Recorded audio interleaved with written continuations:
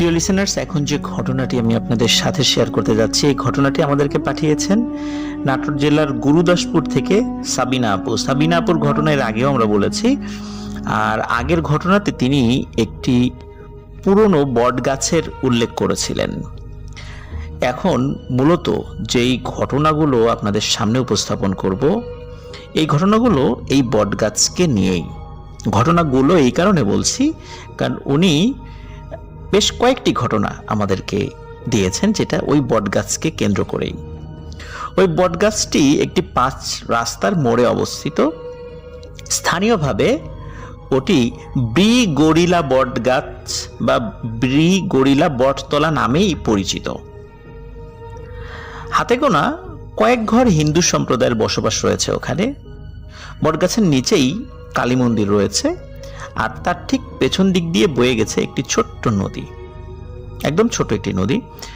তো মূলত প্রথম যে ঘটনাটি সেটি ওনার বাবাকে কেন্দ্র করে। ওনার আব্বু একজন খুব বিলাসী একজন মানুষ ছিলেন, কাজ কাম খুবই কম করতেন। ছোটবেলা থেকে তিনি সংসারে কোনো কাজ করেছেন বলে আসলে তেমন কেউ বলতেই পারেন না, মানে সংসারের যে কাজগুলো আর কি। ওনার আব্বু ছিলেন পরিবারের বড় ছেলে, সম্ভ্রান্ত পরিবারের কারণে কেউ কখনো তাকে দিয়ে কাজের কথা বলতোও না। সব কাজের লোকরাই করত।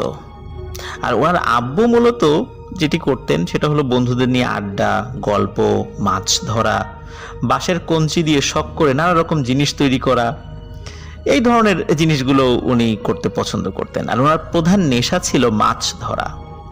তো এইভাবেই চলছিল ওনার দিন। ওনার আব্বুর এক হিন্দু বন্ধু ছিল সেই হিন্দু পাড়ায়, যার নাম হলো মাখন হালদার। সেও ছিল একজন সম্ভ্রান্ত হিন্দু লোক। তো ঘটনাটি মূলত যখন ঘটে তখন এখন থেকে আরো 27 বছর আগের কথা। 27 বছর আগে, কারণ সাবিনা আপুর বয়স এখন 27 বছর। ওনার জন্মের আগের ঘটনা এটি। তখন ওনার আব্বু তো একজন যুবক ছিলেন আর কি। একদিন ওনার আব্বু সেই হিন্দু বন্ধু, ওনার যে হিন্দু বন্ধু মাখন হালদারের বাড়িতে আসেন। ওই দিন আবার ওই মাখন হালদারের বাড়িতে একটি অনুষ্ঠান ছিল। তো ওই অনুষ্ঠান উপলক্ষেই তিনি আমন্ত্রিত ছিলেন। তো ওখানকার যেই সমস্ত প্রোগ্রামগুলো সব কিছু শেষ করতে করতে, খাওয়া দাওয়া করে গল্প গুজব করতে করতে অনেক রাত হয়ে যায়। তখন ওনার আব্বু বাড়ি ফিরবেন। তো ওনার বন্ধু এবং তার পরিবারের লোকদের থেকে উনি বিদায় নিয়ে বাড়ির পথে পা বাড়ান। ওনার যে বন্ধু ওই মাখন হালদার, তার বাড়ি ওই বট গাছের কাছাকাছি ছিল, কিন্তু ওনাদের যে বাড়িটা ওই সময়ে সেটা কিন্তু ওই বট গাছ থেকে 2 থেকে 3 কিলোমিটার দূরে ছিল, এবং যাওয়ার জন্য জঙ্গলের মাঝের একটি রাস্তা পেরিয়ে অন্য পাড়ায় গিয়ে সেই বাড়ি, মানে ওনাদের বাড়িটা ছিল, যার কারণে বেশ অনেকটা পথ কিন্তু হেঁটে যেতে হবে। আর ওই সময় কিন্তু এত জনবসতিও এখানে ছিল না। আর ওই বট গাছটার নিচে একটি হাট বসতো। তো অনেক আগেই সেই হাটটি কোনো একটা কারণে অন্য জায়গায় স্থানান্তর করা হয়।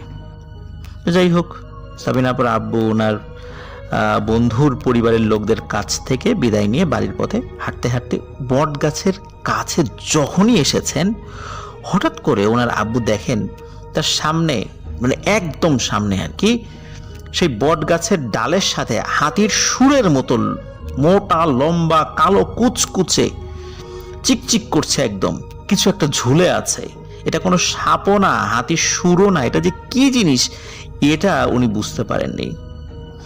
ওই জিনিসটি এমন ভাবে ইশারা করছে যে ওনার আব্বু যেন আর এক পা সামনে না আগান। এমন একটা ভয়ঙ্কর জিনিস দেখে ওনার আব্বা খুবই ভয় পান এবং পেছন দিকে দৌড়াতে থাকেন এবং গিয়ে ওনার বন্ধুর সেই বাড়িতে যান। ওনার বন্ধুর বাড়িতে গিয়ে সব ঘটনা খুলে বলেন যে এরকম একটা জিনিস উনি দেখেছেন। তখন ওনার সাবিনাপুর আব্বার বন্ধু যে মাখন হালদার এবং মাখন হালদারের বাড়ির যেই লোকজন রয়েছে, এরকম বেশ কয়েকজন লোকজন, তারা সকলে ওই জায়গাতে আসেন এবং এসে দেখেন না, কিছুই নেই, সবকিছু আগের মতোই। এবং তারা যে কাজটি করেন সেটা হলো সাবিনাপুর আব্বুকে তার বাড়ি পর্যন্ত এগিয়ে দেন। প্রিয় লিসেনার, সাধারণত বট গাছে যেটা হয় সেটা হচ্ছে যে আমরা বিভিন্ন ধরনের অবয়ব দেখি, কিন্তু এই ধরনের হাতির সুরের মতো কোনো একটা জিনিস, যেটা ওই বট গাছের যেই শেকড়ের মতো যেটা ঝুলে থাকে ডাল থেকে, সেটাও না, এই ধরনের কোনো একটা অদ্ভুত জিনিস যেটা সাপও না। এটা আসলে কি হতে পারে, এটা আমি নিজেও আসলে বুঝতে পারিনি যে এটা কি হতে পারে। এটা তো কোনো অবয়বও না, মানুষের মতো অবয়ব বা ভয়ঙ্কর কোনো অবয়ব তা না। তাহলে এটা কি হতে পারে? অনেকেই ওই বট গাছকে অনেক ভয় পান। ওই বট গাছের নিচে বিভিন্ন সময় বিভিন্ন ধরনের ঘটনা ঘটেছে। যেমন 2004-05 সালের দিকে একটি ছেলে তার বাবার সাথে হলুদ কিনতে গিয়েছিল। তার বাবা মূলত হলুদের ব্যাপারই ছিল, বিভিন্ন গ্রাম থেকে মানে হলুদ সংগ্রহ করত, পরে হাটে আবার সেটা একটু বেশি দামে বিক্রি করত। ওই ছেলেটি কোনো কারণে ওইখানে গিয়ে একটি বিপদে পড়েছিল। পরে দীর্ঘদিন ভোগার পর নির্দিষ্ট রিচুয়ালের মাধ্যমে সে এই বিষয়টি থেকে মুক্তি লাভ করে। আর আরও একজন মহিলা, ওই গ্রামের একজন মহিলা, এই ঘটনাটি অবশ্য অনেক আগের ঘটনা, সেটি হলো যে ওই বট গাছের পাতা তার ছাগলকে খাওয়ানোর জন্য ছিঁড়েছিলেন বলে তিনি বিশাল এক বিপদে পড়েছিলেন বলে শোনা যায়।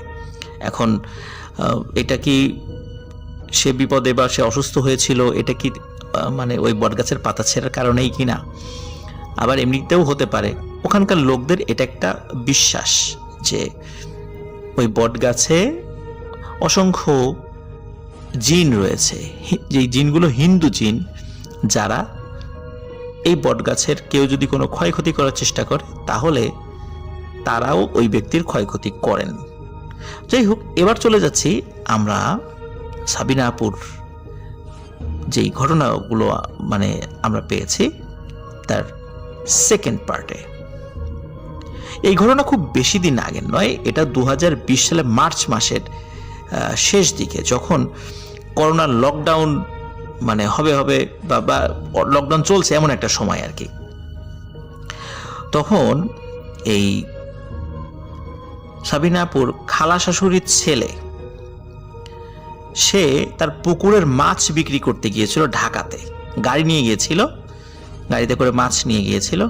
তো ঢাকা থেকে তিনি বাড়িতে ফিরছেন, তো আসার পথে তাকে মানে ওই গাড়ি সহ 4 থেকে 5 কিলোমিটার দূরে তিনি গাড়ি রাখতে বাধ্য হন, কারণ এরপরে আর গাড়ি নিয়ে যাওয়াটা একটু ঝামেলা ছিল, কারণ ওই সময় লকডাউন চলছে, রাত তখন আনুমানিক 1:30 বাজে। তো সে যেদিক দিয়ে যাবে সেই বাজার থেকে 2টা রাস্তা গেছে, একটা বট গাছের পাশ দিয়ে গেছে একটু ঘুরে, আর আরেকটা সোজা পাকা রাস্তা ধরে একটা শর্টকাট রাস্তা।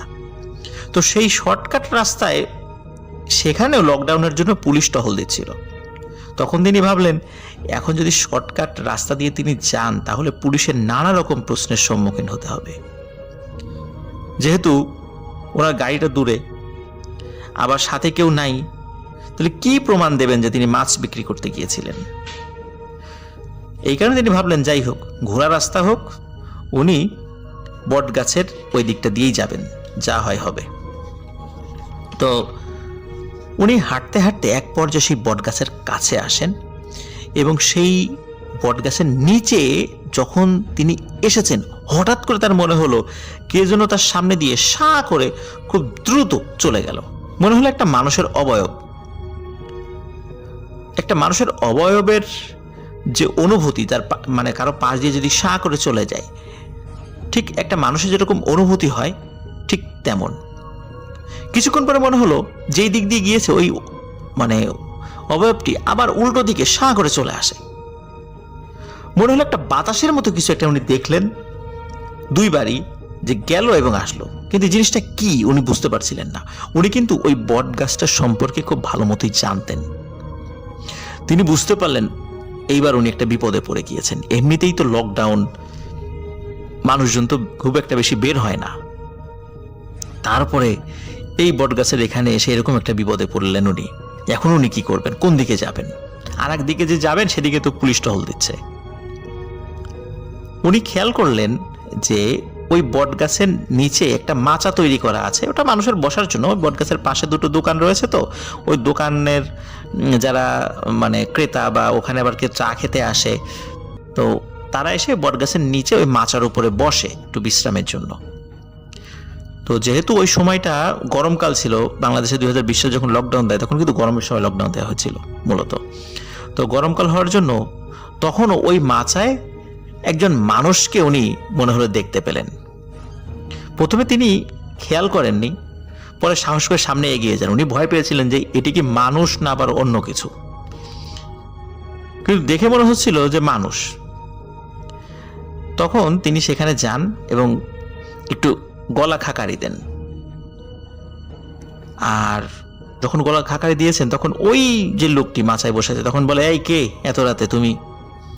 তখন আবার ইনি আবার উত্তর দেন যে আমি অমুক। তখন এই লোকের একটু চিন্তা হয়, যিনি বসে আছেন আর কি, উনি আসলে মানুষই ছিলেন মূলত। উনি চিনতে পেরেছিলেন তাকে, সাবিনাপুরের আত্মীয়কে চিনতে পেরেছিলেন। তখন সে বলে যে আরে ভাই আপনি এত রাত্রে কই গেছিলেন? তখন বলে যে আমি তো ভাই ঢাকা থেকে আসতেছি, মাছ নিয়ে গেছিলাম বিক্রি করার জন্য। তখন ওই যে ভাই উনি চিন্তা করেছেন এটা কি মানুষ না অন্য কিছু, এটা তো পরীক্ষা করতে হবে, নাকি আবার একটা বিপদে পড়তে গিয়ে মানে যাবো আর কি। উনি বুদ্ধি করে ওনার কাছে দুটো সিগারেট ছিল, সিগারেটের একটা তাকে দেন, আসেন ভাই সিগারেট খাই, হাঁটতে হাঁটতে যাই। তখন ওই উনি যখন দেশলাই ধরিয়েছেন তখন তাকেও কিন্তু সিগারেটটা দিয়েছেন এবং নিজেও খেয়েছে। তখন উনি নিশ্চিত হলেন না এটা মানুষ, যদি জিনভূত কিছু হতো তাহলে সিগারেটটা কিন্তু সে ধরাতো না, সে পালাতো। তখন ওই লোকটি বলে, স্যার তুমি কি কিছু দেখছো? তখন উনি চমকে ওঠে, জানে উনি জানলেন কিভাবে? তখন জিজ্ঞেস করেন যে ভাই আপনি কিভাবে বুঝলেন? বলে তোমার সামনে দিয়ে যে কিছু একটা গেছে এটা আমিও দেখছি, আমি নিজেও দেখে ভয় পাইছি এবং আবারও সামনে দিয়ে গেল, তখন আমি দেখছি, আমি বুঝছি যে তুমি ভয় পাইছো। তা আমি তোমাকে ডাকতাম, আমি নিজেও ভয় পাইছি, আমি নিজেও চিন্তা করেছিলাম তুমি মানুষ না অন্য কিছু। মানে দুজন দুজনকেই আসলে একে অপরকে মানে প্রথমে ভয় পেয়েছিলেন যে এরা কি মানুষ না অন্য কিছু। যাই হোক, এরা দুজনই মানুষ ছিলেন। তো ওই বটগাছটি ঘিরে অনেক ঘটনা তো প্রচলিত আছে, এই টুকটাক ছোটখাটো অনেক ঘটনা প্রচলিত আছে। এরকম বাংলাদেশে অসংখ্য গাছ রয়েছে, যেই গাছকে কেন্দ্র করে অনেক ধরনের ঘটনাই আমরা শুনতে পাই। তো তেমনই একটি বটগাছের ঘটনা সাবিনা আপু আমাদেরকে শেয়ার করেছিলেন। অসংখ্য ধন্যবাদ সাবিনা আপু আপনার পাঠানো চমৎকার একটি ঘটনার জন্য।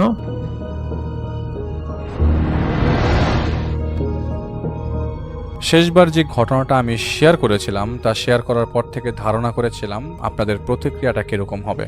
আসলে আমি আমার অবস্থানটা পরিষ্কার করতে চেয়েছি। আমার জায়গায় অন্য কেউ থাকলে সে এমন করবে কিনা জানি না, কিন্তু আমি জানি আমার সামর্থ্য কতটুকু। দোষ দিলেই যে সে দোষী তা কিন্তু না। আমি একটা কথা এড়িয়ে গিয়েছিলাম যাতে করে আমার করা অপদার্থতা ঢেকে না যায়, আর তা হলো যখন তারা দেখেছেন যখন আর কোনো সমস্যা হচ্ছে না 20-22 দিন যাবত, তখন তারা আমাকে না জানিয়ে রিহান আর শ্রাবণীর বিয়ে দিয়ে দেন, পারিবারিকভাবেই দিয়ে দেন এবং কাউকে না জানিয়ে দেন। এত কিছু হয়ে গেল, তারা কেউ আমার সাথে যোগাযোগ করেনি, আমিই করেছিলাম। বিয়ে দেবার কোনো কথাই ছিল না, আমি ব্যবস্থা করে দিয়েছিলাম যাতে তারা দেশ ছেড়ে চলে যেতে পারে। এই কথাগুলো এই জন্যই আমি বলিনি, কারণ আমার কাছে মনে হয়েছে যে দায়ভার ওনাদের ঘাড়ে চাপানো হবে। এখানে দায়ভার আসার প্রশ্নই আসে না, কারণ তকদিরের লেখন পাল্টায় না।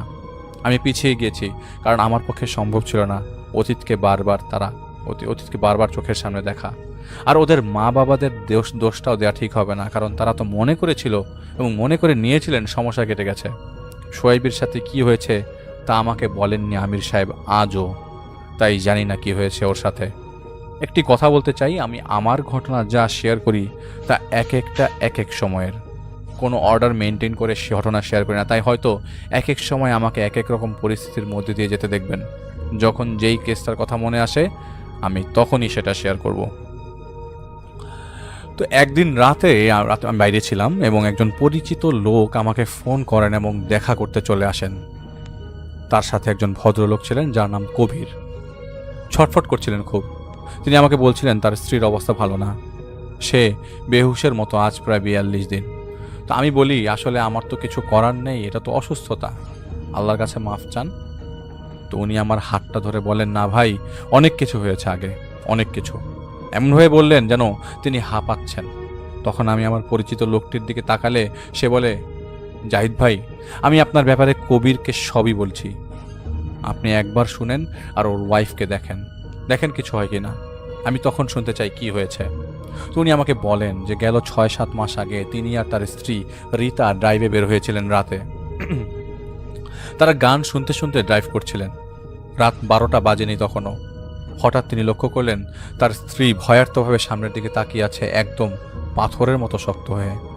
হাতের আঙ্গুল দিয়ে সামনের দিকে ইশারা দিয়ে আছে, আর যেন থেমে থেমে নিঃশ্বাস সে নিচ্ছে। কবির বিচলিত হয়ে পড়েন এবং গাড়ির সাইডে নিতে নিতে তিনি এক হাত দিয়ে তার স্ত্রীকে ধাক্কা দিচ্ছিলেন আর ডাকছিলেন। ঠিক সেই সময় ধুম করে গাড়ির সামনে বনেটে অদৃশ্য কোনো কিছু এসে পড়ে, যার কারণে চলন্ত গাড়ি ঝাঁকি দিয়ে পেছন দিক থেকে অনেকটা উঁচু হয়ে যায়। ভাগ্যক্রমে গাড়িটা উল্টায় যায়নি।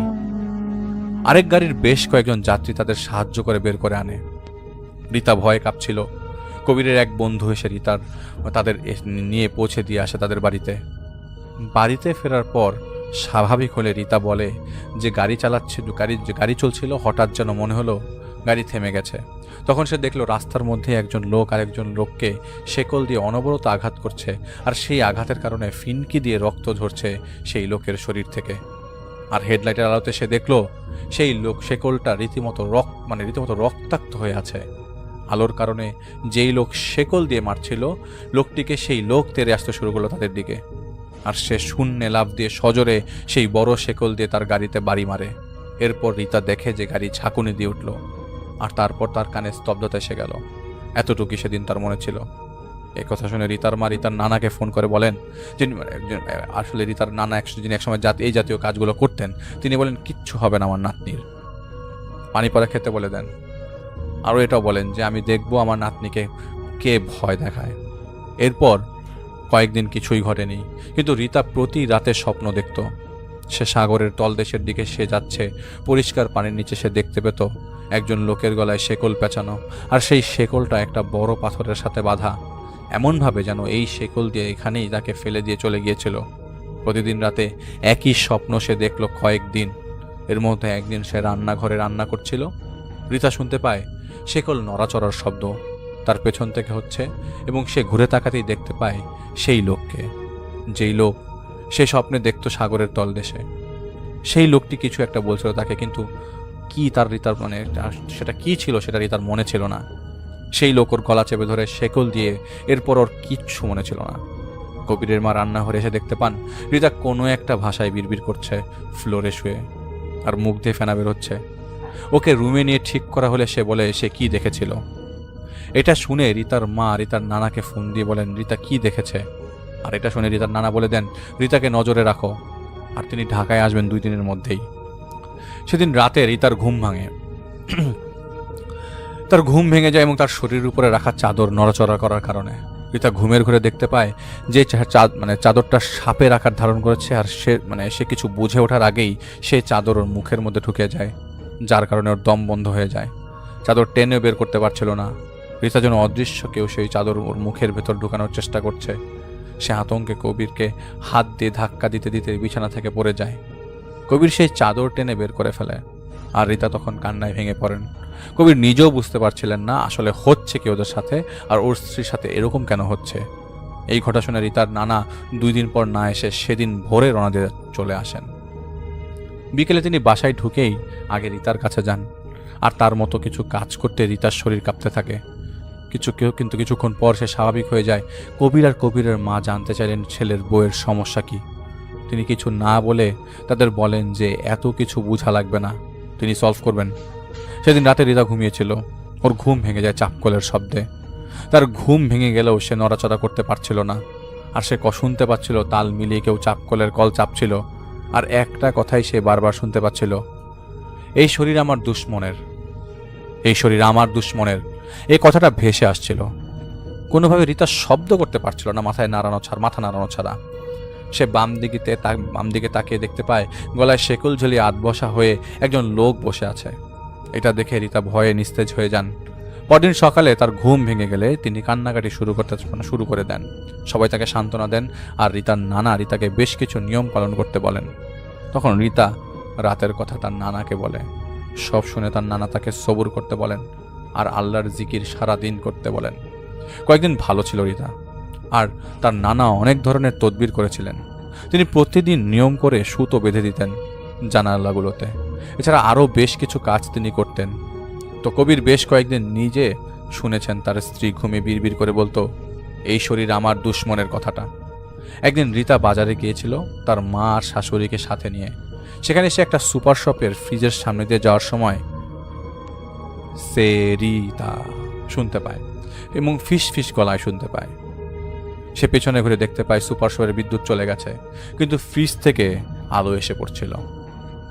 আলোটা এমনভাবে পড়ছিল যেন ঢেউ খেলানো পানি ভেদ করে সেই আলো সেখানে এসে পড়ছে। নখ দিয়ে ফ্রিজের ডোরে টোকা দেওয়ার শব্দ তিনি শুনতে পান। তখন তার পেছন থেকে কেউ তাকে স্পর্শ করে। ভয়ে তিনি দৌড় দিয়ে সেই ফ্রিজের সামনে দিয়ে যাচ্ছিল। ঠিক তখনই দেখতে পান ফ্রিজার পানি ফ্রিজার ভর্তি পানি, আর সেভাবেই গলায় শেকল বাঁধা একজন লোক দাঁড়ানো, ভঙ্গিমায় ভাসমান, চোখ দুটি বন্ধ, শেকলটা পাথরে বাঁধা। তখন সেই ভাসমান লোকটার চোখ খুলে যায়। তিনি দেখে তিনি আবারও দৌড় দিতে যাবেন, কিন্তু কিছু দূরে তিনি দেখতে পান অন্ধকার দুজন লোক দাঁড়িয়ে আছে, যাদের চোখগুলো লাল এবং জ্বলজ্বল করছে। এরপর আর কিছুই মনে থাকার কথা না রিতার। স্বাভাবিকভাবে এত কিছু দেখার পর রিতা বেহুশ হয়ে যায়। তো রিতার হুঁশ ফেরে সেখানেই। তো ওই দোকানের লোকজনের ছিটানো পানি আর রিতার মা শাশুড়ির ডাকে তার হুঁশ ফেরে। মূলত লোডশেডিং হয়েছিল তখন, ব্যাকআপ পাওয়ার আসতে কয়েক সেকেন্ডের দেরি হয়েছিল। রিতার মা শাশুড়ি দেখেন রিতা ফ্রিজের দিকে তাকিয়ে আছে। তাদের দিকে রিতা তাকালো আর 1-2 কদম পিছিয়ে যেতেই বেহুশ হয়ে যায়। তাকে বাসায় নিয়ে আসা হয়, আর রিতার নানা এসে রিতাকে ঝাড়ফুঁক করেন এবং রিতাকে বাইরে যেতেও নিষেধ করে দেন। এদিকে তিনি নিজেও স্পষ্ট করেছিলেন যে সমস্যাটা কি রিতার। তো সেদিন রাতে রিতার স্বপ্নে দেখতে পায় তাকে সেই শেকল গলায় বাঁধা লোকটি টেনে হিচড়ে নিয়ে যাচ্ছে একটা কবরের পাশে, আর তাকে ধাক্কা দিয়ে সেই কবরের মধ্যে ফেলে দেয় সেই শেকল জড়ানো লোকটি। তো সেই কবরের ভেতরে রিতা একটি বসা লাশ দেখতে পায়, যে নিজের কাফনের কাপড় গিলছিল। লাশটার এক চোখ কোটরের বাইরে ঝুলে আছে, আরেক চোখ কোটরের ভেতরে যেন শুকিয়ে ছোট হয়ে গেছে। সেই সময় সেই শেকল গলায় জড়ানো লোকটি রিতাকে সেই লাশের সাথে জ্যান্ত কবর দিয়ে দেয়। রিতা অন্ধকারে মাটি ধাক্কা দিতে লাগলো এবং ব্যর্থ হওয়া সত্ত্বেও ধাক্কা দিতে থাকে। তখন সেখানে মাটি চাপা অবস্থায় রিতা টের পায় সেই বসা লাশটি নড়াচড়া করছে। চাপা ফিসফিসানো একটা কথা ভেসে এলো, যেন সেই লাশটা নিজেই বলছে। আর ঠিক তখনই সেই লাশটা তার গলা চেপে ধরে। এদিকে বাস্তবে চিৎকার দিতে দিয়ে রিতার ঘুম ভেঙে যায়। আলো জ্বালালে কবির দেখতে পায় রিতার শরীরে বিছানার অংশে আর ফ্লোরে রীতিমতো আধো ভেজা মাটি ছড়িয়ে ছিটিয়ে আছে। রিতার নানাকে ডেকে নিয়ে আসা হয়। এদিকে রিতা ভয়ে কান্না করছিল। কবির অনেকটা রাগের মাথায় রিতার নানাকে বলছিলেন যে, নানা কি হচ্ছে এগুলো, আপনি নিজে বলেন না এবং সলভও করছেন না, কাহিনী কি আর ঘরের ভেতরে হচ্ছেটা কি, এত মাটি কোথার থেকে এলো? কিন্তু বরাবরের মতো নানা এড়িয়ে যান আর বলেন যে ঠিক হয়ে যাবে রিতা, এটা কোনো কিছু না। ওর নানার উপর বিশ্বাস করতে না পেরে কবির তার এক বন্ধুর পূর্ব পরিচিত একজন পুরোহিতের কাছে যান। পুরোহিত তাদের একদিন পর যেতে বলেন। এদিকে রিতার অবস্থা ধীরে ধীরে খারাপ হতে থাকে এবং সে খাওয়া দাওয়া ছেড়ে দেয়। পুরোহিত তাদের বলেন যে, দেখো, পূর্ব শত্রুতা থেকে কোনো প্রবল শক্তি তোমার স্ত্রীর উপর শোধ নিচ্ছে। আগে একবার জানার চেষ্টা করে অতীতে কিছু ঘটেছিল কিনা তা জানো, না হলে আমি সাহায্য করতে পারবো না। তো পুরোহিতের কথায় কবির বাসায় এসে রিতার মাকে জিজ্ঞেস করে, মা, আগে কি কখনো কোনো কিছু হয়েছিল ছোট থাকতে? তো রিতার মা বলে, না বাবা, এমন কিছু তো কখনো হয়নি। সেই কথা পুরোহিতকে জানানো হলে তিনি বলেন, দেখো, আমার গণনা ভুল হয় না, রিতার পরিবারের কারোর সাথে কোনো সমস্যা আগে হয়েছিল কিনা দেখো। তখন কবির বলে যে, দাদু, রিতার নানা কিন্তু জিন ছাড়াতেন আর এখনও এটাই করেন। আর উনি কিন্তু রিতার সমস্যা শুরু হওয়া থেকে এখনও আমাদের বাসায় আছেন, আর তিনি নিজেও অনেক কিছু করছেন, কাজের কাজ কিছুই হচ্ছে না। আর জিজ্ঞেস করলো তিনি বলেন না কি হয়েছে ওর। পুরোহিত বলেন, তাহলে তো সমস্যার গোড়া সেখানেই, কারণ দুশ্মনে যদি থাকে তাহলে তার সাথেই আছে। আর রিতা তো তার বংশধর, তাই না? ওনাকে যে জিজ্ঞেস করো ভালো করে। তো কবির বাসায় ফিরে এসে অনেক জোর করে রিতার নানাকে কিন্তু তিনি বলেন যে তিনি নিজেও জানেন না তার নাতিকে কে ভয় দেখাচ্ছে, আর তিনি নিজেও চেষ্টা করে যাচ্ছেন জানার জন্য কে এত সাহস কে দেখাচ্ছে। রিতার নানা সেদিন অনেক ঝাড়ফুঁক করেন, এমনকি সেই জিনকে আনার চেষ্টা করেন, কিন্তু সফল হননি সেদিন। 2 দিন পর রাতে রিতার ঘুম ভেঙে যায় চাপকলের শব্দে। রিতা উঠে দেখতে পায় কবির তার পাশে নেই। সে দেখতে পায় কবির মেঝেতে পড়ে আছে, আর তার পাশে শেকল গলায় ঝুলানো সেই লোকটি দাঁড়িয়ে আছে। রিতা চোখ বন্ধ করে চিৎকার দিতে শুরু করে। আর তখনই কবির ঘুম থেকে উঠে যায়, রিতাকে শান্ত করার চেষ্টা করে। রিতার নানা এসে দোয়া দরুদ পরে ফু দিয়ে বলে, রিতা বল তো কি দেখেছিস? তো রিতা কোনোভাবে বলে যে সে কি দেখেছে। সেদিন দুপুরবেলা রিতার ঘর থেকে একটা চিৎকারের শব্দ আসে। রিতার শাশুড়ি যে রিতাকে বেহুশ অবস্থায় পড়ে থাকতে দেখে, তাকে হাসপাতালে নিয়ে যাওয়া হয়, পরে তাকে রিলিজ করে দেওয়া হয় সমস্যা না থাকবার কারণে। তো রিতাকে বারবার জিজ্ঞেস করার পরেও সে বলেনি কি দেখেছিল সে। এর মধ্যে আরেকজন হুজুরকে এনে দেখানো হয়। কাজ না হওয়ায় সেই পুরোহিতের কাছে কবির আবার যান। সব শুনে সেই পুরোহিত রিতার বাসায় যান কবিরের খুব চাপাচাপির করার কারণে। তিনি রিতাকে বসিয়ে আসন বসান আর তার মতো কিছু কাজ তিনি করছিলেন। হঠাৎ রিতা দাঁড়িয়ে যায় আর দৌলুত্র শুরু করে। পুরোহিত সাহেব কিছু বলার আগেই রিতার নানা জিজ্ঞেস করে, কে তুই, নাম বল তোর। তখন রিতা ওর নানার দিকে এমনভাবে তাকিয়ে থাকে যেন সে সুযোগ পেলে তার ক্ষতি করবে। তাকে বারবার জিজ্ঞেস করার পরও সে উত্তর দিচ্ছিল না। পুরোহিত সাহেবের কোনো কথার উত্তরই দিচ্ছিল না তখন। তো রিতার নানা উঠে যান। তার হাতে থাকা পুরোহিত সাহেবের তার হাতে থাকা তসবি রিতার গলায় পরিয়ে দিয়ে রিতার চুল ধরে বলে, এখন আর কোথাও যেতে পারবি না, তুই কে বল বজ্জাত। তখন রিতা ফ্যাস ফ্যাস গলায় বলে, এই শরীর আমার দুশ্মনের, এটা কেবল আমার আর কারোর না। রিতার নানা রাগে ফেটে পড়েন আর রিতার চুল ধরে বলেন, আমার নাতনিকে ছাড় বজ্জাত, নাইলে আজ তুই যেতে পারবি না এখান থেকে জিন্দা। রিতা ঘাড় ঘুরিয়ে তাকায় তার নানার দিকে। রিতার নানা কাঁপতে শুরু করেন আর তিনি পড়ে যান দাঁড়ানো অবস্থা থেকে। রিতার গলায় দেওয়া তসবিটা ছিঁড়ে যায় আর সে তার নানার দিকে তাকিয়ে বলে, তুই কি মনে করেছিলি তুই আমাকে বন্দি করবি?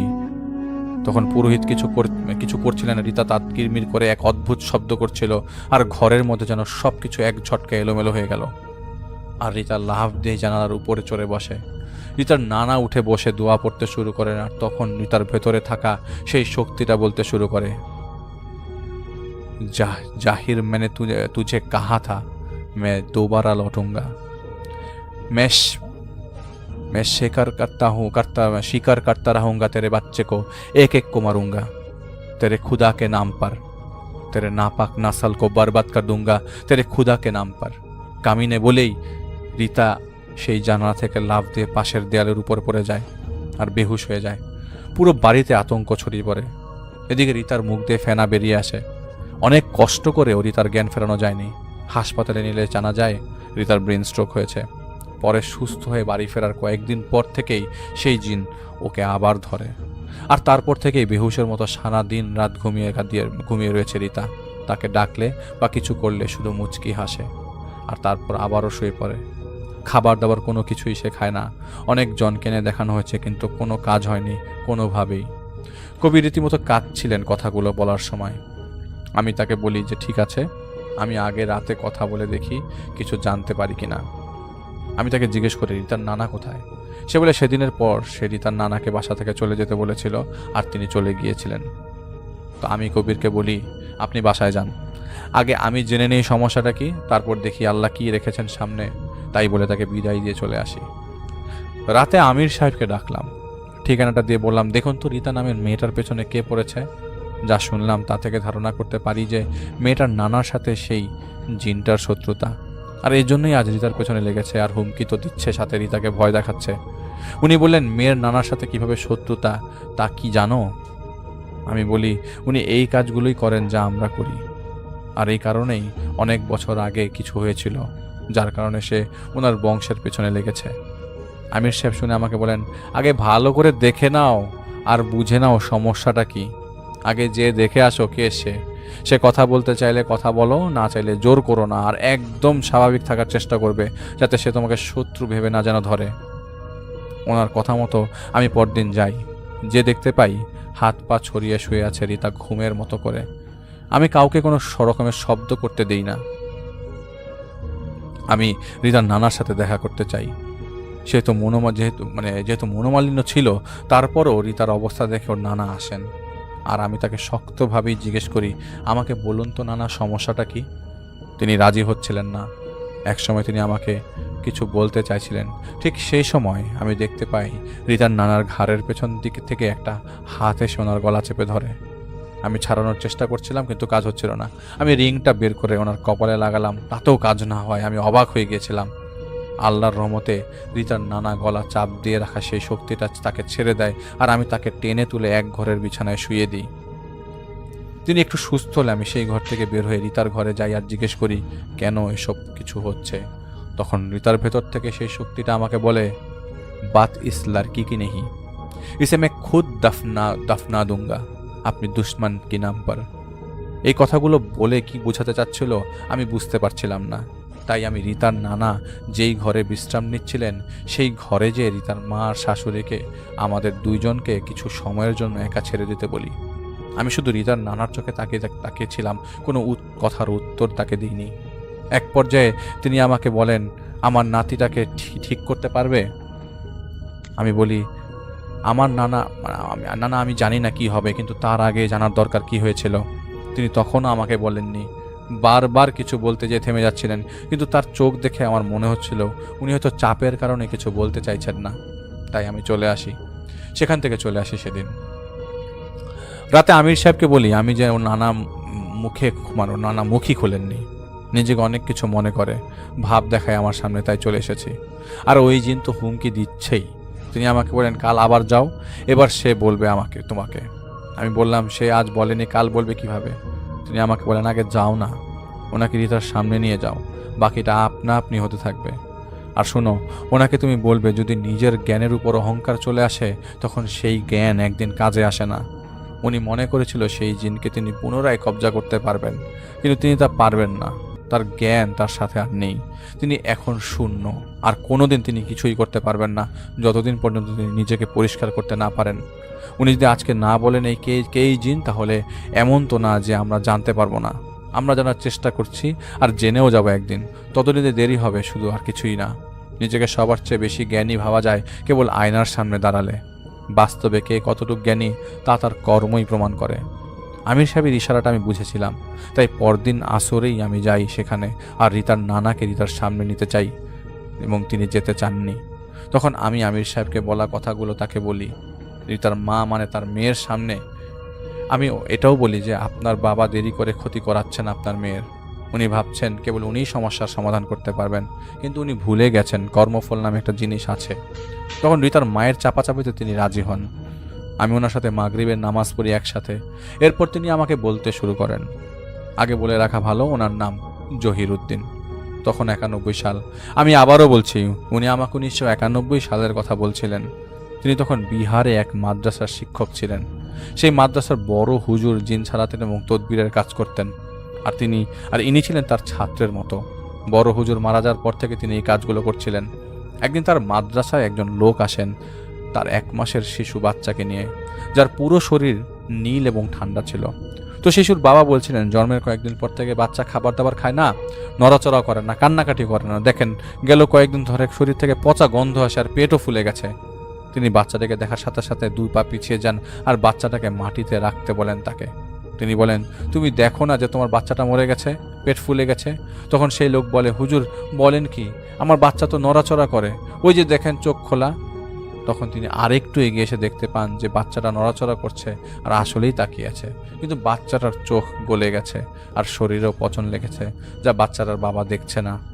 উনি তো বুঝতে পেরেছেন সমস্যা কি, তাই তিনি বাচ্চাটার চারপাশে একটা গোল দাগ দিয়ে এবং বাচ্চাটার বাবাকে বলেন, চুপচাপ বসে থাকো, যা কিছু হবার হোক, তুমি কিন্তু ভয় পাবে না, বসে থাকবে। বলেই তিনি একটা বেত নিয়ে আর একটা গোল দাগ মাটিতে এঁকে বসেন এবং কিছু আয়াত পড়তে পড়তে মাটিতে লাঠির বাড়ি মারতে লাগলেন। একটা বাড়িতে সেই শিশুটি শুয়ে থাকা অবস্থায় কেঁপে উঠছিল, আর এক সময় শিশুটি মাথা ডান দিকে বাম দিকে অনবরত নাড়াতে থাকে, আর একটা শব্দ হয়ে ফুলে থাকা পেটটা ফেটে যায়, আর সেখান থেকে পচা গলা অংশ এবং লাশ খেকো পোকা বেরিয়ে পড়ে। আর সেই অবস্থায় সে শিশুটি দাঁড়িয়ে যায়, শূন্যে একটা লাফ দেয় এবং নিচে পড়ে যায়। এই ঘটনা দেখে শিশুটির বাবা ভয়ে পালিয়ে যায়। পরে শিশুর বাবার সাথে আসা লোকজন জানতে চায়, হুজুর কি হয়েছিল? উনি বলেন যে বদজিন আসর করেছিল, যখন বাচ্চাটা মরে গেছে তখনই, হয়তো ওই বাচ্চাটাকে মেরেছিল। এখন তো জিনটা পালিয়ে গেছে, তাই জানতে পারলাম না কি কারণে সেই কাজ করেছে। সেই জিন বাচ্চার ভেতরেই ছিল, যার কারণে তোমাদের মধ্যে হয়েছে, মানে সেই বাচ্চাটা জীবিত, মানে তোমাদের মনে হয়েছে বাচ্চাটা জীবিত, কিন্তু তোমরা যখন এখানে এনেছিলে তখনই আমি বুঝে গিয়েছিলাম যে কি হয়েছে। যা হবার হয়ে গেছে, বাচ্চাটাকে দাফন দিয়ে দাও। পরে তারা লাশ নিয়ে চলে যায়। এর কয়েকদিন পর তিনি রাতে স্বপ্নে দেখতে পান সেই বাচ্চাটার বাবা একটা বট গাছের দিকে যাচ্ছে, আর সেই গাছ থেকে একটা দড়ি ঝুলে পড়ে নিচের দিকে। সেই দড়ি সেই লোক গলায় বাঁধে, আর তখনই সেই দড়িটা গাছের উপর থেকে কেউ টেনে তুলে আর সেই লোক ফাঁসিতে ঝুলে যায়। এটুকু দেখেই তার ঘুম ভেঙে যায়। সেদিন দুপুর নাগাদ তিনি জানতে পারেন সেই গ্রামের শেষের দিকে সীমানায় থাকা একটা বট গাছে সেই বাচ্চাটার বাবা ফাঁসিতে ঝুলছে। সেই লোককে কবর দেওয়া হয় জানাজা না পড়িয়ে। গ্রামের আরেক কোণে থাকা বন জঙ্গলের মধ্যে তাড়াহুড়া করে দাফন দেওয়া হয়। তো উনি কেমন গুরুত্ব দেননি। সেদিন তিনি কোনো কাজে পাশের গ্রামে গিয়েছিলেন। ফিরতে ফিরতে সন্ধ্যা পার হয়ে রাত হয়ে গেছে। হেঁটেই ফিরছিলেন তিনি। একসময় তিনি লক্ষ্য করলেন তার পেছনে কেউ একটু দূরত্ব বজায় রেখে হাঁটছে। যতটুকু বুঝেছিলেন একটা মানুষ যে ঢুলে ঢুলে চলছে। কিছুক্ষণ পর সেই লোককে তিনি দেখতে পান যে ফাঁসিতে ঝুলেছিল সেই লোককে, যে তার কাছাকাছি দূরত্বে হাঁটছে আর খিলখিলিয়ে হাসছে। তা দেখে তিনি তার হাতে তসবি তাকে দেখান আর বলেন, বজ্জাত হারামি, পালিয়ে যা, নইলে তোকে বন্দি করব। এটা শুনে সেই লোক আরো জোরে হাসতে শুরু করে আর অনেকটা বাতাসে ভেসে একটা গাছে যেয়ে বসে আর ওনাকে উদ্দেশ্য করে বলে, ইহা সে ভাগ যা, নেই তো তুঝে मैं মার दूंगा।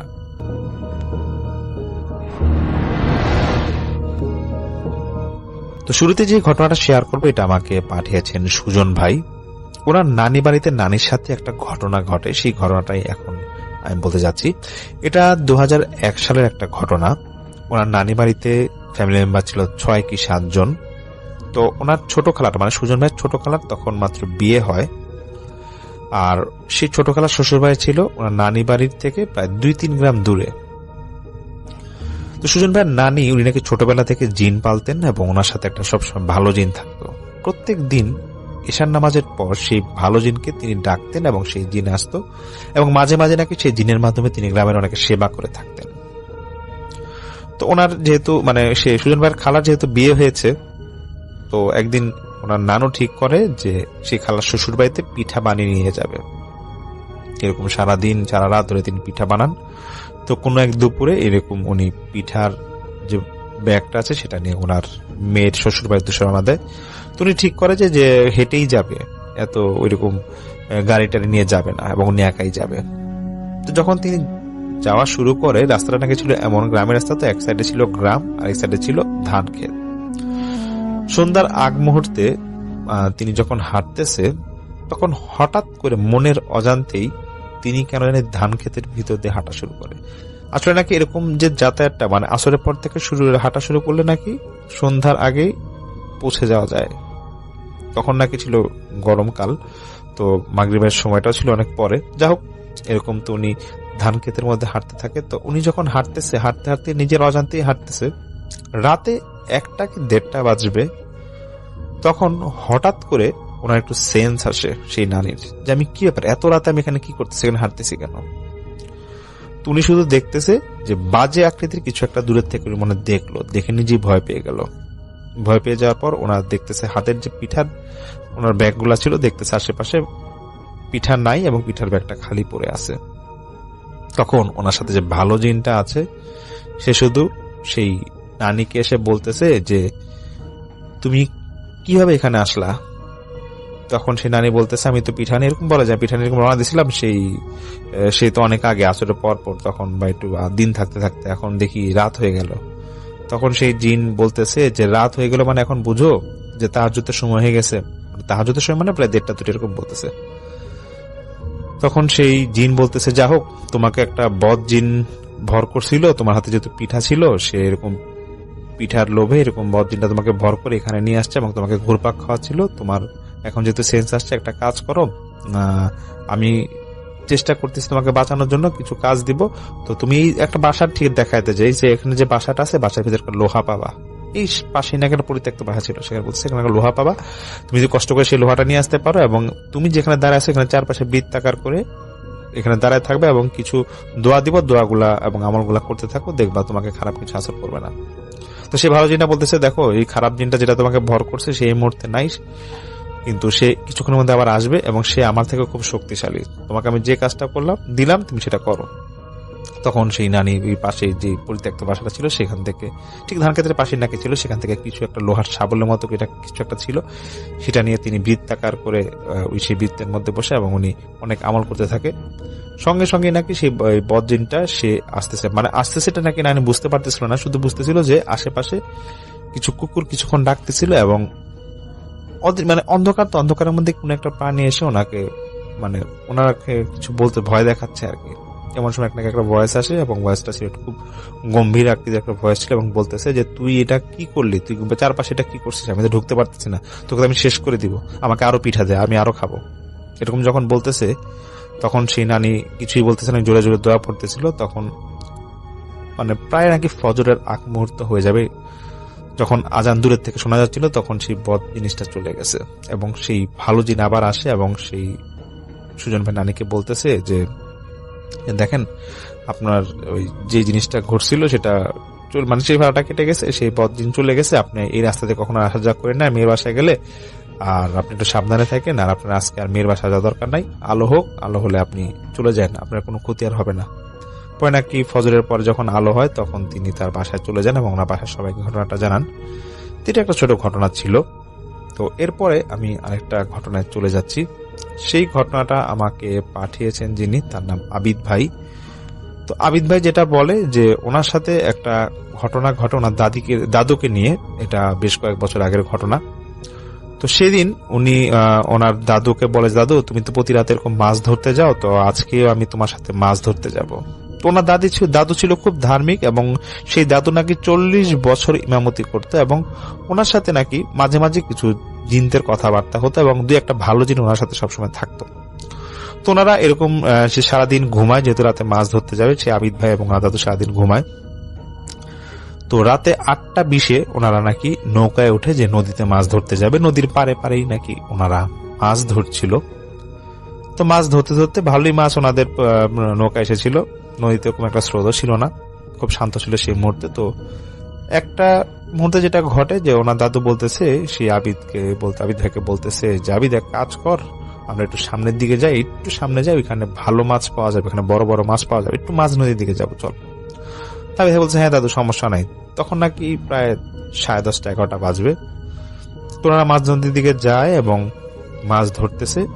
ধরতে ধরতে একটা বার যখন জাল ফালাবে বড় মাছ ধরার আশায়, তখন জালটা নাকি উঠতেছিল না। তখন সেই আবিদ ভাই বলতেছে দাদু জাল যদি না উঠে এক কাজ করো, জাল ফালায় দাও, জাল ফালায় চলো আমরা চলে যাই। মানে আবিদ ভাই নাকি তখন একটু ভয় লাগতেছিল, যেহেতু জাল ফালাইছে মাছ নদীতে উঠতেছে না। দাদুর কথা হচ্ছে যে না, জাল ফালাইছে মাছ নিশ্চয়ই আছে, এখানে মাছ পাবোই। তো আবিদ ভাই আমাকে যেটা বলে যে ভাইয়া প্রথম পর্যায়ে কিন্তু আমাদের আশেপাশে যে একটা নৌকা ছিল, কিন্তু মাঝ নদীতে যখন আমরা গেছি তখন আমাদের সাথে শুধু টর্চ লাইটের আলো আর আশেপাশে কোনো নৌকা বা কিছুই নাই। তখন দাদুর মধ্যে মানে খুব জিদ কাজ করতেছিল যে জাল ফালাইলাম, জাল উঠবে না কেন, আর এখানে তো আশেপাশে অন্য কেউ জাল ফালাইছে এরকম হইতেই পারে না। তখন দাদু বলতেছে জাবিদ তুই এক কাজ কর, তুই একটু নৌকায় বস, আমি ঝাঁপ দিয়ে দেখতেছি যে কি সমস্যা। তখন নাকি তিনি ঝাঁপ দেয় এবং 2-3 বার উনি মানে ডুব দিচ্ছিল। 2-3 বার ডুব দেওয়ার পর 4 নাম্বার কি 5 নাম্বার বার হবে যে ডুব যখন দেয় আর উঠতেছে না। তখন আবিদ ভাই প্রচন্ড ভয় পেয়ে যায়, উনি ভাবতেছে যে দাদু আবার ডুবে গেল নাকি, কোথায় কোনো সারা শব্দ নাই, অনেক টর্চ মারতেছিল, কোনো উপায় মানে খুঁজে পাচ্ছিল না। দেখতেছে যে দাদু উঠতেছে না, এদিকে জালও টানতেছে, জালও আসতেছে না। তো আবিদ ভাই নাকি সাহস দেখায়, উনি করে কি যে নিজে থেকেই নাকি লাভ দেয়, দেখতেছে ঝাঁপ দেয় আর কি সেই নদীতে, যে দেখবো মানার কথা বাঁচি মনে আগে দেখে দাদুর কি অবস্থা আমি দেখবো। যখন তিনি ঝাঁপ দেয় তখন তিনি কে দেখতেছে যে ওনার দাদুর বেশি নয় অল্প একটু নিচেই বসা অবস্থা এবং চোখ দুইটা ওই টর্চ লাইটের আলো যেরকম চোখ দুইটাতে এরকম আলো বেরোচ্ছিল। আবিদ ভাই নাকি কোন রকম আবার উপরে উঠে আসে এবং উপরে উঠে উনি ভাবতেছিল যে আমি কি দেখলাম, আবার উনি ডুব দেয়, দেখতেছে না একই জিনিস দেখতেছে। দেখার পর তিনি আর কিছুই বলতে পারবেন, আবিদ ভাই কিছু বলে যে ভাই আমি আর কিছুই বলতে পারবো না। আমি অনেকক্ষণ পর আমার সেন্স আসে, তখন আমি দেখি যে আমার পাশে দাদু শুয়ে আছে, আমরা দুজনই নৌকার উপরে, এবং দাদুর তখন সেন্স ছিল, মাত্র সেন্স আসছে এবং আমার তো সেন্স আসে। তখন দাদু আমাকে জড়ায় অনেক কাঁদতেছিল এবং বলতেছে চল কোন রকম নৌকাটা পারে নিয়ে যাই। তখন ওরা নাকি নৌকা পারে নিয়ে যায় এবং আবিদ ভাই বলে যে ভাই আমার তো সব কথা মনেই ছিল, কিন্তু পারে আসার পর দেখতেছি যে আমার এবং দাদুর দুজনের কাপড়ের শুকনা, কোনো ভিজা না, এবং যেটা হচ্ছে যে আমাদের যে মাছগুলা ছিল একটা মাছও নাই। শুধু দাদু আমাকে জড়ায় ধরে কাঁদতেছে, বলছে নাতি বাসায় চল, বাসায় গিয়ে বাকি কথা বলবো, এখন আর কিছু বলবো না, মনটা ভালো নেই। তখন আবিদ ভাইয়ের ওরা ঘড়িতে দেখতেছে প্রায় 2:40 বাজে। আবিদ ভাই এবং দাদু অনেক ভয়ে ভয়ে বাসায় যায় এবং যে যার রুমে পরে শুয়ে পড়ে। সকালবেলা সবাইকে নিয়ে তারপর সে দাদু বলতেছে যে আবিদকে নিয়ে গতকাল মাছ ধরতে গেছিলাম, মানে আল্লাহর অশেষ রহমত যে আমার সাথে যে ভালো জিনটা আছে সে আছে দেখে আমি বেঁচে গেছি। তখন সেই দাদু বলতেছে যে আমি যখন ওই জাল ফালানোর পর মানে উঠতে পারতেছিলাম না, তো আমি যখন নিচে ডুব দিতেছিলাম দেখতেছি যে একটা কে যেন আমাকে পা ধরে টানতেছে পানির নিচ থেকে। তখন আমার সাথে যে ভালো জিনটা আছে সেই জিনটা নেহাত আমাকে বাঁচাই দিছে এবং অনেক কষ্ট আমরা বেঁচে পড়ে এখান থেকে ফিরি। তাবিদ বলে যে ভাই এরকম একটা ছোট ঘটনা আমি শেয়ার করলাম, এটা আসলে আমার জীবনে একটা অনেক বড় ভৌতিক ঘটনা, এটা ঘটে আমার দাদু এবং আমার সাথে। তারপর থেকে আবিদ ভাই মাছ ধরতে যায় না। তো গত 1 বছর আগে ওনার দাদু মারা গিয়েছে। আবিদ ভাই দোয়া চাইছেন ওনার দাদুর জন্য, আশা করি আপনারা সবাই জন্য দোয়া করবেন। তো এখন আরেকটা ঘটনা আমি শেয়ার করব, এটা যিনি আমাকে পাঠিয়েছেন তিনি তার নাম প্রকাশ করতে মানা করেছেন, দেখে নাম প্রকাশ করছি না। তো সেই ভাই বলে যে ওনার দাদা বাড়ি এবং নানা বাড়ি দুইটাই খুব কাছাকাছি ছিল এবং দুই বাড়িতেই নাকি জিনদের আনাগোনা ছিল। এটা আসলে কোনো একটা এক্সপিরিয়েন্স উনি যেটা বলে, যেটার সম্মুখীন যেটা তিনি হয়েছিলেন সেটা আমি শেয়ার করব। তো সেই ভাইয়ের ছদ্মনাম দিচ্ছি আমি মাসুদ। তো মাসুদ ভাই বলে যে ওনার তখন জন্ম হয় নাই, ওনার মায়ের পেটে তিনি যখন ছিলেন তখন নাকি প্রায় রাতে ওনার যে দাদা বাড়িতে উনি যে থাকতো, তো ওনার ফুফু নাকি থাকতো অনেক দূরে, মানে ও ফুফুর বাসা ছিল, ফুফু তো শ্বশুর বাড়িতে থাকতো, অনেক দূরেই থাকতো। তো সেই ফুফু নাকি প্রায় রাত্রে 12টা-1টার দিকে নাকি এসে আমাদের বাড়ির মানে পাশে এসে, মানে ওই মাসুদ ভাইয়ের মা এবং বাবা যে বাসায় রুমে থাকতো বাসার, সেই রুমের বাইরে এসে নাকি কান্নাকাটি করে করুণ সুরে ডাকতো। তো মাঝে মাঝে নাকি ওনার বাবা যেতেও চাইতো, মানে যে দেখি যে কি ব্যাপার, কে এটা, তখন প্রায় সময় নাকি ওনার মা টান দিয়ে নিয়ে আসতে বলছে এগুলা খারাপ জিনিস দেখতে হয় না, দেখতে যায় না, এরকম ডাকতেই পারে। যাই হোক, তো তারপর হয়তো বুঝেছিল যে বাসায় কোনো একটা সমস্যা আছে। তো মাসুদ ভাইয়ের মাকে তখন ওনার বাবা পাঠায় দেয়, বলছে ঠিক আছে তুমি এক কাজ করো, তোমার বাবার বাসায় চলে যাও। তো পরে মাসুদ ভাইয়ের মা তিনি ওনার মাসুদ ভাই পেটে থাকা অবস্থায় পরে ওনার নানি বাড়ি এসে পড়ে। নানি বাড়ি আসার পর নাকি এরকম উল্টাপাল্টা অনেক কিছু দেখতো। তখন তার নানি বলতো যে দেখ, হয়তো তুই এরকম অসুস্থ যেহেতু, তোর বাচ্চা হবে যেহেতু, তাই খারাপ কিছু হয়তো তোকে ডাকাডাকি করছে। তো যাই হোক, তারপরে নাকি প্রায় সময় সেই মাসুদ ভাইয়ের মা ওই ওনার জন্ম হওয়ার আগ পর্যন্ত, মানে মাসুদ ভাই জন্ম আগ পর্যন্ত ওনার মায়ের সাথে ঘুমাতো। তারপর তো মাসুদ ভাইয়ের জন্ম হয়, খুব একটা সমস্যা নাকি হয় না, কিন্তু উনি ছোটবেলা থেকে শুনে আসছে যে ওনার দাদি বাড়িতে এবং নানির বাড়িতে এরকম জিনদের আনাগোনা আছে। তো একদিন ওনার যখন বয়স আস্তে আস্তে বাড়তে থাকে, তখন নাকি 6 কি 7 বছর হবে, মাসুদ ভাইয়ের তখন বেশ বুঝ আছে। তো উনি প্রথম সেদিন এরকম খারাপ কিছু একটা দেখে, খারাপ হোক বা ভালোই হোক, যেটা জিনের মানে জিন জাতীয় কিছু একটা উনি দেখে। উনি ওনার দাদু নানুর কাছে শুনেছিল যে জিন নাকি আগুন আকৃতির হয়, যখন আসে আগুন আকৃতির হয়। তো সেদিন রাত্রে 11টা, মানে গ্রামের 11টা তো মানে অনেক রাতের মতো। তো সেদিন রাত 11টায় তখন নাকি ওনারা বাসায় বসে সবাই টিভি দেখছিল ওনার দাদু বাড়িতেই। তো টিভি দেখার একটা মুহূর্তে কারেন্ট চলে যায়। তো ওনার চাচা বলতেছে যে মাসুদ তুই এক কাজ কর, ওই টিভি প্লাগটা খুলে দে। জানলার পাশে নাকি প্লাগটা ছিল। তো প্লাগটা যখন তিনি খুলতে যাবে, খুলে নাকি জানলার দিকে তাকাচ্ছে, পাশে নাকি একটা বেশ বড় একটা গাছ ছিল। মাসুদ ভাই দেখে যে আগুনের আকৃতির, গোলাকৃতির কিছু মানে দুইটা আলো এসে ওনার সেই গাছের মধ্যে এসে মিশে গেছে। এবং এটা উনি বলে যে আমি স্পষ্ট দেখি, মানে আমি যদি চোখের ভুল দেখতাম তো একটা কথা।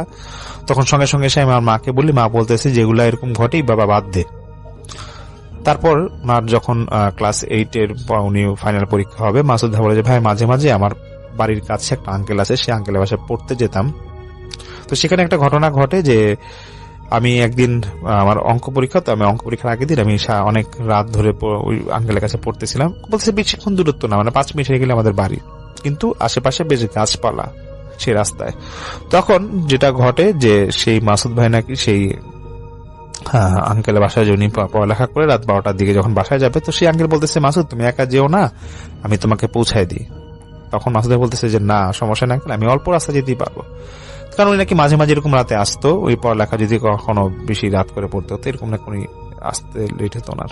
তো সেদিন যেহেতু অঙ্ক ছিল তো একটু রাত লেট হয়ে গেছিল।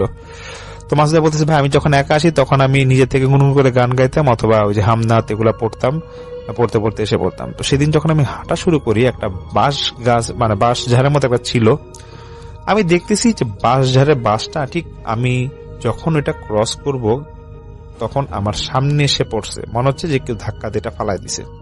তখন নাকি মাসুদ ভাই দেখে প্রচন্ড ভয় পেয়ে যায় এবং উনি জোরে জোরে 4 কুল পড়তেছিল।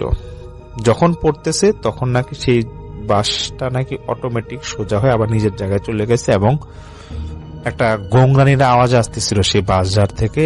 এবং প্রাণী, কোন একটা প্রাণী যখন গোংরানি যেরকম আওয়াজ করে সেরকম আওয়াজ আসতেছিল এবং মাসুদ ভাই দৌড় দিয়ে বাসায় এসে পড়ে। ওনার মাকে তিনি আবার জানায়, মা বলতেছে দেখ ওই জায়গাটা তো ভালো না, এরকম ঘটতেই পারে। ঠিক তার কয়েকদিন পরে আবার এক পরীক্ষার সময় রাত্রে রাস্তা দিয়ে আসবে, তখন নাকি ওনাকে এরকম উনি রাত্রে যখনই সাহস করে ভাবতেছে যে হয়তো যেটা হওয়ার হয়েছে আমি রাস্তা দিয়ে আবার আসি, তখন ওনার সাথে যে ঘটনাটা ঘটে যে এরকম আবার সেই বাসটা এরকম নেমে যায়। সেদিন উনি কিছুই বলতে পারতেছিল না জন্য কি হয়েছে, বলছে ভাই আমার সাথে কি ঘটলো বুঝলাম না, মনে হচ্ছে আমাকে কিছু একটা ধরছে আমার ঘাড় বরাবর এবং আমার তখন প্রায় সেন্স নাই। শুধু যখন সেন্স আসে দেখতেছি যে চারপাশে অন্ধকার, আমার একটা দুঃসম্পর্কের দাদু আমাকে মানে কোলে নিয়ে রাখছে, মানে ওনার ঠিক আঁটুটার মধ্যে রানটার মধ্যে কোলে নিয়ে রাখছে এবং বলতেছে যে মাসুদ তুমি রাস্তায় কি করতেছিলা? তখন বলতেছে যে দাদা আমি বলতে পারবো না, আপনি আপনাকে কিভাবে পাইলেন? বলতেছে তুমি এখন জানো যে রাত কয়টা বাজে? এখন রাত 1:30 বাজে, আর তুমি এখানে এখন কি করতেছো? তখন মাসুদ ভাই বলে যে ভাই 1:30টার সময় আমি আরো ঘন্টাখানিক আগে না আসার কথা, কিভাবে কি হয়েছে বলতে পারবো না। সে দাদু বলতেছে যে তোমার মাথাটা নিচু অবস্থায় ছিল এবং পাটা উল্টানো অবস্থায় গাছের এখানে পড়েছিল, এখন কিভাবে পড়েছিল কিছু বলতে পারবো না, চলো তুমি বাসায় দিয়ে আসি তোমাকে। তখন মাসুদ ভাইকে তখন বাসায় দিয়ে আসা হয়, ওনার মায়ের কাছে দিয়ে আসা হয়। তো ওনার মা বলতেছিল যে মাসুদ ভাই বলতেছিল ভাই আম্মা মনে করছে হয়তো আমি সেই আঙ্গলের বাসা আজকে থেকে যাবো, কারণ মাঝে মাঝে আমি রাত হয়ে গেলে ওখানে থেকে যেতাম। তো তারপর হুজুরকে দেখানো হয়, কারণ আমার তারপর থেকে বেশ কয়েকদিন অসুস্থ ছিলাম, হুজুর দেখানো হয়। মাসুদ ভাই বলে যে ভাই হুজুর দেখানোর পর হুজুর বলে যে সবসময় যে এই রাস্তাতে আসা যাওয়া করতে এর জন্য নাকি খারাপ কিছু নজরে এসে পড়েছিল। এবং মাসুদ ভাই বলে যে ভাই আমি দেখতে মানে উনি একটু ফর্সা, তো বলতেছে অনেক সময় হুজুর বলে যে অনেক সময় ফর্সা মানুষ দেখলে খারাপ কিছু নজরে পড়ে সব রাস্তায়, আর এর জন্য নাকি মাসুদ ভাইকে উনি হুজুর কিছু পরা পানি বা ওনার যে আমল করার জন্য কিছু দেয়। তো মাসুদ ভাই তার পরবর্তী কোনো সমস্যা নেই, বলে যে ভাই আমি তো শহরে এসে পড়ি, তারপর কোনো সমস্যা হয় না, তবে আমাদের সেই গ্রামের বাড়িতে এখনো সমস্যা আছে এবং ওই ঝোপঝাড়ের আশেপাশে অনেক কিছু দেখা যায় এবং প্রায় সময় নাকি আগুনের ফুলকি দেখা যায়, যে বাড়ির আশেপাশে বা যে ঝোপঝাড় আছে এখানে এসে নেমে পড়তেছিল নাকি রাতের দিকে বেশি দেখা যায়। উনি আমাকে বলেছে যে হ্যাঁ আমাকে মাসুদ ভাই শেয়ার করেছে যে যদি কখনো সুযোগ হয় যাতে ওনাদের বাড়িতে গিয়ে এরকম আমরা কখনো গিয়ে লাইভ করি, এটা বলেছিল। যাই হোক যদি কখনো সময় হয় ইনশাল্লাহ মাসুদ ভাই এখানে যাব। তো আশা করি আপনাদের আজকের ঘটনাগুলা বেশ ভালো লেগেছে।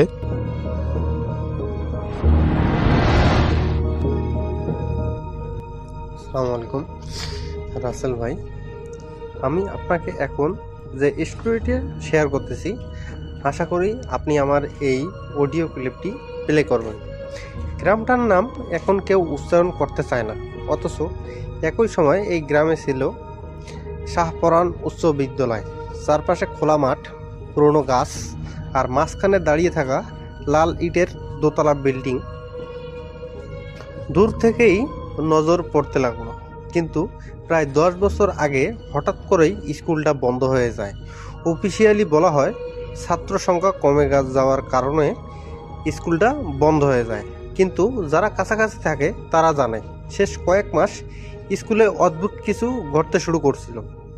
ক্লাস চলাকালে বেঞ্চ থেকে শব্দ আসে, খালি রুমে কেউ হাঁটত, আর সবচেয়ে ভয়ঙ্কর ব্যাপার শেষে বেঞ্চ নাকি মাঝে মাঝে একজন ছাত্রকে বসে থাকতে দেখা যেত, যে মাথা নিচু করে থাকতো, কিন্তু কেউ কাছে গেলে আর থাকতো না। রাকিব এই শব্দগুলো বিশ্বাস করতো না। সে সেখানে যাওয়ার সিদ্ধান্ত নেয়, কারণ সে একজন ইউটিউব ক্রিয়েটর। তার চ্যানেলে নিয়মিত 100% অথেন্টিক কন্টেন্ট সে আপলোড দেয়। তার প্ল্যান পুরনো স্কুল রাত কাটিয়ে সব রেকর্ড করা। সে বিকেলের দিকে স্কুলে পৌঁছায়, সূর্য তখন ডুবতে শুরু করে। গেট ভাঙা, সে ভেতরে ঢুকে দেখে সব কিছু এখনও আগের মতো। ক্লাসরুম, করিডোর, অফিস রুম সব কিছুই জায়গায় ধুলো জমে আছে। শুধু একটা জিনিস অদ্ভুত, কিছু কিছু জায়গায় ধুলো নেই, যেন কেউ নিয়মিত হাঁটে। সে সে ক্যামেরা অন করে ভেতরে ঢোকে। প্রথমে সব স্বাভাবিক লাগে। সে একটার পর একটা ক্লাসরুম ঘুরে দেখে। পুরনো ব্ল্যাকবোর্ড, এখনও চক দিয়ে লেখা অর্ধেক মুছে যাওয়া অঙ্ক, বেঞ্চগুলো এলোমেলো, বরং সাজানো কেউ এখনও ক্লাস নেয়। সে একটু অস্বস্তি বোধ করে, কিন্তু নিজেকে সামলাতে রাত নেমে আসে। সে সিদ্ধান্ত নিল দ্বিতীয় তলার শেষ ক্লাসরুমে সে থাকবে, কারণ এই রুমটাই নিয়ে সবচেয়ে বেশি গল্প শোনা যায়। সে সেখানে গিয়ে বসে ক্যামেরা সেট করে। প্রথম 1 ঘন্টা কিছু হয় না। সে একটু স্বস্তি পায়, কিন্তু রাত বাড়ার সাথে সাথে বাতাস ঠান্ডা হতে থাকে। করিডোর থেকে হালকা পায়ের শব্দ ভেসে আসে, ধীরে ধীরে, যেন কেউ বাইরে হাঁটছে। সে দরজার দিকে তাকায়, তারপর কয়েক সেকেন্ড নীরবতা। তারপর দরজার হালকা টোকা পড়ে। রাকিব গলা শুকিয়ে বলে, কে? কোনো উত্তর নেই। সে উঠে দরজার কাছে যায়, খুলে দেখে করিডোর ফাঁকা, কিন্তু মেঝেতে নতুন পায়ের ছাপ, ধুলো সরানো, যেন কেউ একটু আগে হাঁটলো। সে পেছনে পায়ের ছাপ, ধুলো সরানো, যেন কেউ একটু আগে হাঁটলো। সে পেছনে তাকায়, তার নিজের পায়ের ছাপ। একদিন আর কত ছাপ অন্যদিকে যাবে, কেউ তো এখানে আসেনি। সে জমে থাকা ছাপগুলো নিয়ে কিছু ভাবতে থাকে। এরপর তার সামনে একজন একটা কালো অবয়ব আসে দাঁড়ায়। সে ধীরে ধীরে বলে, এই কে তুমি? কোনো উত্তর নেই। সে ধীরে ধীরে এগিয়ে প্রতিটা পা ফেলতে ফেলতে ভয় পায়। কাছে গিয়ে দাঁড়ায়, হাত বাড়িয়ে ছুতে চায়। ঠিক তখনই ছাত্রটা ধীরে ধীরে মাথা তোলে, আর রাকিবের শরীর ঠান্ডা হয়ে যায়, কারণ তার নিজের মুখ একদম একই, শুধু চেহারাটা সম্পূর্ণ কালো আর মুখটা একটু ভাব নেই। সে আস্তে আস্তে বলে, দেরি করে ফেললি। রাকিব পেছনে সরে যায়, দৌড়ে দরজা খুলে বের হয়, করিডোরের এসে দাঁড়ায়, কিন্তু বের হয়েই বুঝতে পারে সব বদলে গেছে। করিডোরটা লম্বা হয়ে গেছে, লাইট নেই, দেয়ালে কালচে, আর সব দরজা খোলা। প্রতিটা রুমের ভেতর অন্ধকার। সে দৌড়তে থাকে, কিন্তু করিডোর শেষ হয় না। একই জায়গা বারবার ফিরে আসে। সে হাঁপতে থাকে। তখনই চারপাশ থেকে ফিসফিস শব্দ থাকে, দেয়াল থেকে, ছাদ থেকে, মেঝো থেকে, সব জায়গা থেকেই শব্দ আসছে। সে কান চেপে ধরে, কিন্তু শব্দ থামে না, বরং শব্দ আরও বাড়তে থাকে। সব দরজা একসাথে বন্ধ হয়ে যায়। তুই এখানেই থাম। সে চমকে উঠে। তারপর সে একে একে আবার দরজাগুলো খুলে যায়, আর প্রতিটা দরজার ভেতর সে দেখে একজন করে মানুষ দাঁড়িয়ে আছে। সবগুলোই তার মতো, একই মুখ, কালো চোখ। তারা একসাথে কথা বলে। একটা জায়গা খালি ছিল, রাকিব সেখানেই দৌড় দেয়। সিঁড়ির দিক যায়, নিচে নামতে থাকে, কিন্তু যতই নামে সে আবার দ্বিতীয় তলাতেই ফিরে আসে। সে বুঝতে পারে সে এখানে আটকে গেছে। তখনই করিডোরের শেষ থেকেই সে হাঁটতে শুরু করে, ধীরে ধীরে ধীরে ধীরে আসতে থাকে। তার পায়ের শব্দ পুরনো বিল্ডিং জুড়ে প্রতিদিন হচ্ছে। রাকিব পেছাতে থাকে, দেয়ালে ঠেকে যায়। পালানোর আর কোনো পথ নেই। সে সামনে একজন এসে দাঁড়ায়, আর খুব আস্তে আস্তে বলে, এখানে কেউ হারায় না, শুধু বদলে যায়। হঠাৎ সব কিছু অন্ধকার হয়ে যায়। কয়েক সেকেন্ড পরে আবার আলো জ্বলে আসে, কিন্তু এবার রাকিব দাঁড়িয়ে আছে ক্লাসরুমে, শেষ বেঞ্চে বসে, মাথা নিচু করে। তার শরীর নড়ছে না। সে বুঝতে পারে সে নড়তে পারতেছে না। সে উঠতে চায়, কিন্তু পারে না, যেন তার শরীর, তার মাথা। এবং তখন তার দরজার দিক থেকে কেউ একজন এসে চেপে ধরে। ওই রুমে আরেকজন লোক ঢুকে পড়ে, নতুন কেউ, হাতে ক্যামেরা, ভয় নিয়ে চারপাশে তাকাচ্ছে। আর তখনই রাকিব বুঝতে পারে সে আর বাইরে নেই, সে এখন সেই শেষ বেঞ্চের, আর নতুন কেউ এসে গেছে তার জায়গা নিতে। তার মাথা নিচ থেকেই নিচু হয়ে যায়, আর ভেতর থেকে একটা কণ্ঠ বলে, অপেক্ষা কর, আরেকজন আসবে। পরের দিন সকালে গ্রামের কিছু লোক দূর থেকে দেখে স্কুলের দ্বিতীয় তলার একজন জানালায় বসে আছে, মাথা নিচু করে। তারা ভয়ে কাছে যায় না, কিন্তু কিছুক্ষণ পর সেই ছায়াটা মাথা তোলে। আর দূর থেকেও বোঝা যায় ওটা মানুষ না, কারণ মানুষের চোখ কখনো সাদা অংশ নেই। পুরনো কালো, আর সেই দিন থেকেই আবার নতুন করে কালো গল্প শুরু হয়। রাত থেকেই কেউ বলে তারা স্কুলের ভেতর ফিসফিস শব্দ শুনতে পারছে, কেউ হাঁটার শব্দ শুনছে, আর কেউ শপথ করে বলছে। শেষ ব্রেঞ্চে একজন বসে থাকে, একদম স্থির।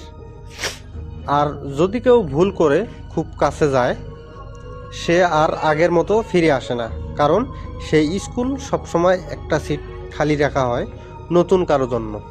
এই ছিল রাসেল ভাই আমার ঘটনা।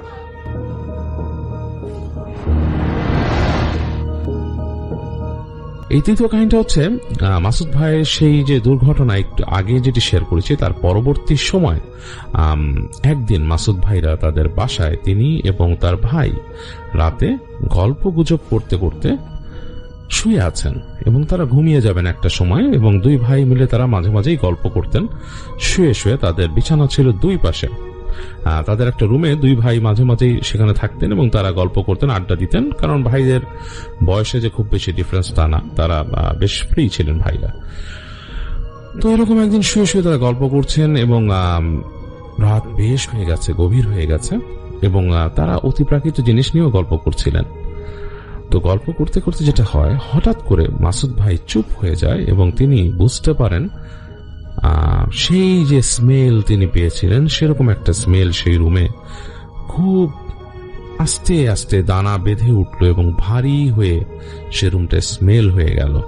এবং স্মেলটা একটা ডিফারেন্ট টাইপ অফ স্মেল, যেটা বলেছিলাম যে মাংস পচা টাইপের একটা স্মেল, যেটা সচরাচর কোথাও পাওয়া যায় না। এরকম একটা ভারী বাজে স্মেল সারা রুমে ছয়ে গেল। তো মাসুদ ভাই অন্ধকারে কিছুক্ষণ শুয়ে থেকে তার ভাইকে জিজ্ঞেস করলেন যে অমুক তুই কি পাচ্ছিস? আমি একটা স্মেল পাচ্ছি। তার ভাই বলল হ্যাঁ পাচ্ছি। তো তারা দুই ভাই অনেকক্ষণ শুয়ে থেকে মাসুদ ভাই একসময় তার কাছে অসহ্য লাগলো, তো তিনি উঠে গেলেন, উঠে বিছানা থেকে উঠলেন, উঠে তাদের সামনে জানালা ছিল, একটা থাই অ্যালুমিনিয়ামের জানালা, যেটাকে থাই অ্যালুমিনিয়াম বলে আমাদের দেশে, স্লাইডিং যে উইন্ডো, সেটার কাছে গেলেন এবং তিনি সেখান দিয়ে জানালা দিয়ে নাক মাথা বের করার চেষ্টা করেন বাইরের দিকে, দেখার জন্য যে কোনো স্মেল বাইরে আছে কিনা। দেখলেন যে না, বাইরে কোনো স্মেল নেই। তো রুমের আরেক দিকে গেলেন, সেখানকার জানালার কাছেও দেখলেন কোনো স্মেল নেই।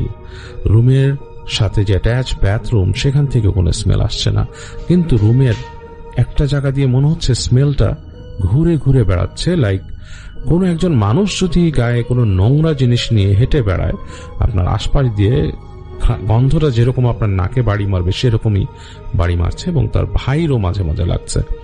তো একটা পর্যায়ে তারা দুজন উঠে গেল, উঠে যেয়ে বলল গন্ধের সোর্সটাকে বের করতেই হবে।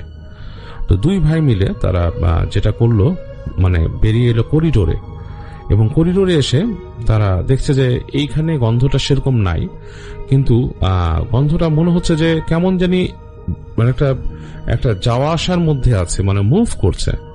তো যাই হোক, এরকম যখন তারা চিন্তা করছে, এই সময় তার কাছে মনে হলো যে তাকে পাস করে একটা বাতাসের মতো চলে গেল সামনে, এবং স্মেলটা সামনের দিকে চলে গেল। তো মাসুদ ভাই রোগ চেপে গেল যে আসলে স্মেলটা কোত্থেকে আসছে, সে বের করবেই নাকি এটাও কোনো অতিলৌকিক ব্যাপার কিনা, সেটাও সে চিন্তা করলো। এবং সে কি করলো, তার ফ্ল্যাটের দরজা খুলে নিচের দিকে নেমে আসলো। তিনি সিঁড়ি দিয়ে নামছেন, সিঁড়িতে কিন্তু কোনো স্মেল নাই।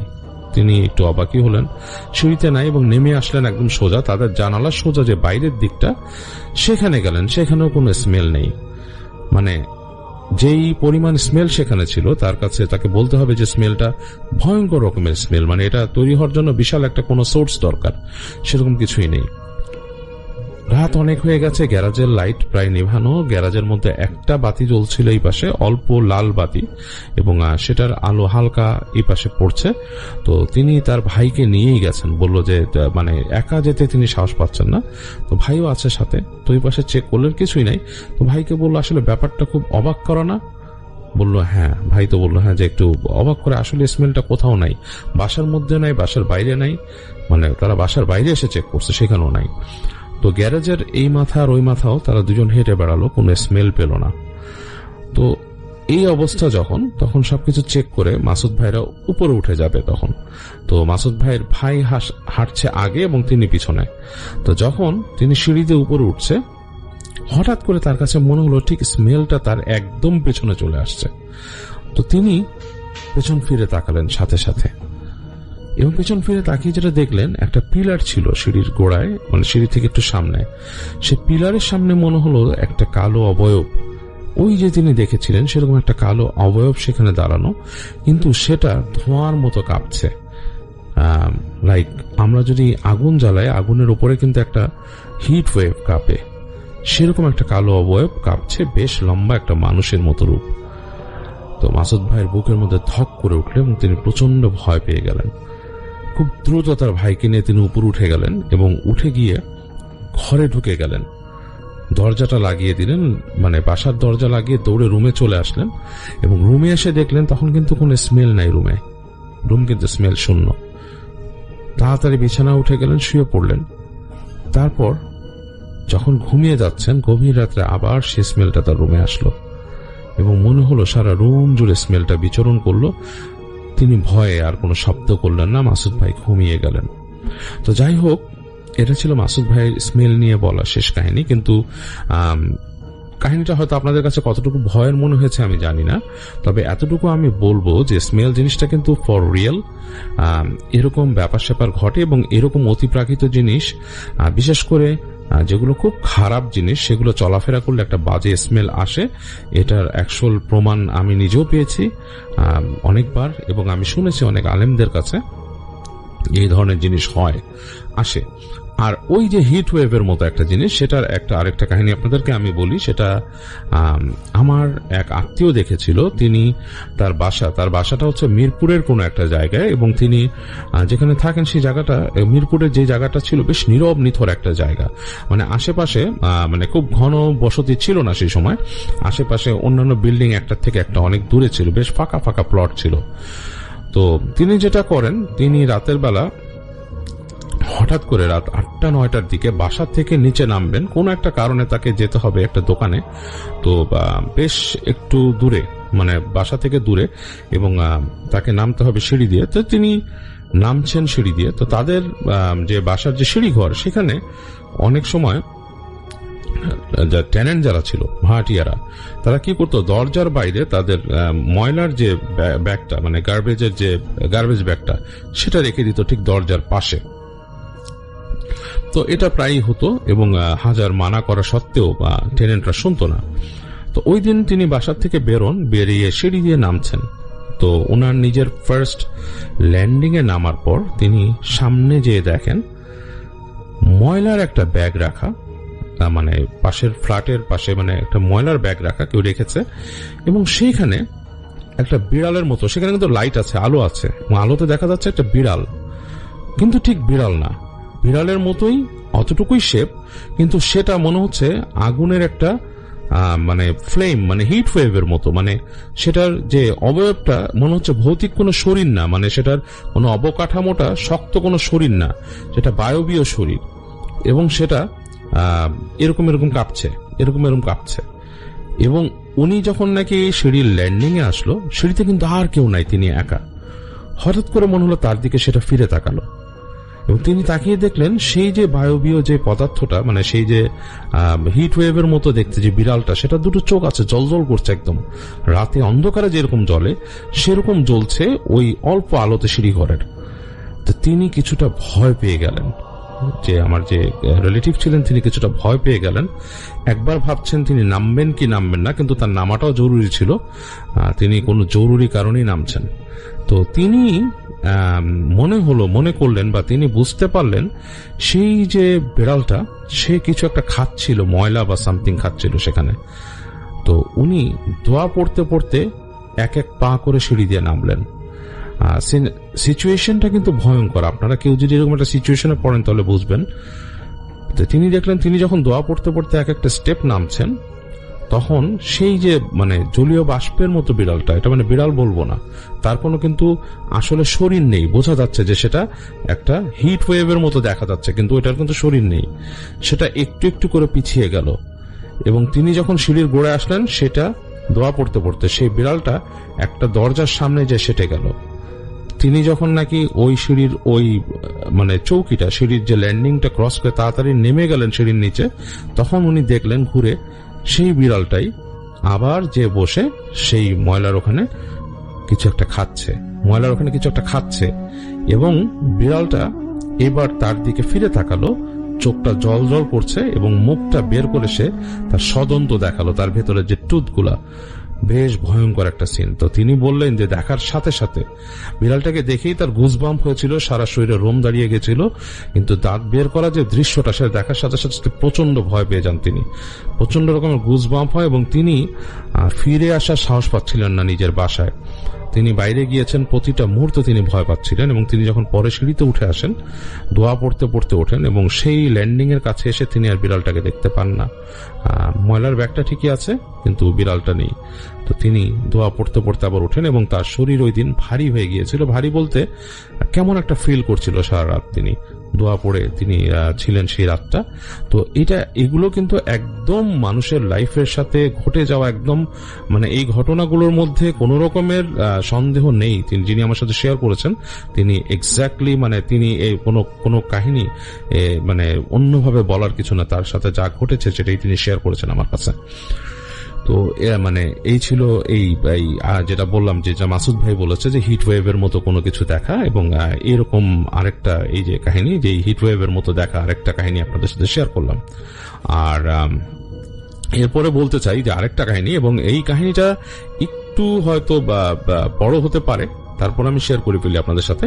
এই কাহিনীটি আমার কাছে শেয়ার করেছিলেন একজন আইরিনিয়ান। আমি যখন আমেরিকা ছিলাম তখন উনি আমার থেকে অনেক সিনিয়র একজন মানুষ, তার নাম ছিল জিম বোস্টানি, এবং তিনি শেয়ার করেছিলেন তার এক পূর্বপুরুষের কাহিনী। তার সাথে গল্প হচ্ছিল যে মরুভূমিতে কি জিন বা ভূত দেখা যায় কিনা। তো তিনি বলছেন যে হ্যাঁ, আমার পূর্বপুরুষের সাথে মানে তার নানার সাথে এরকম কিছু একটা ঘটেছিল।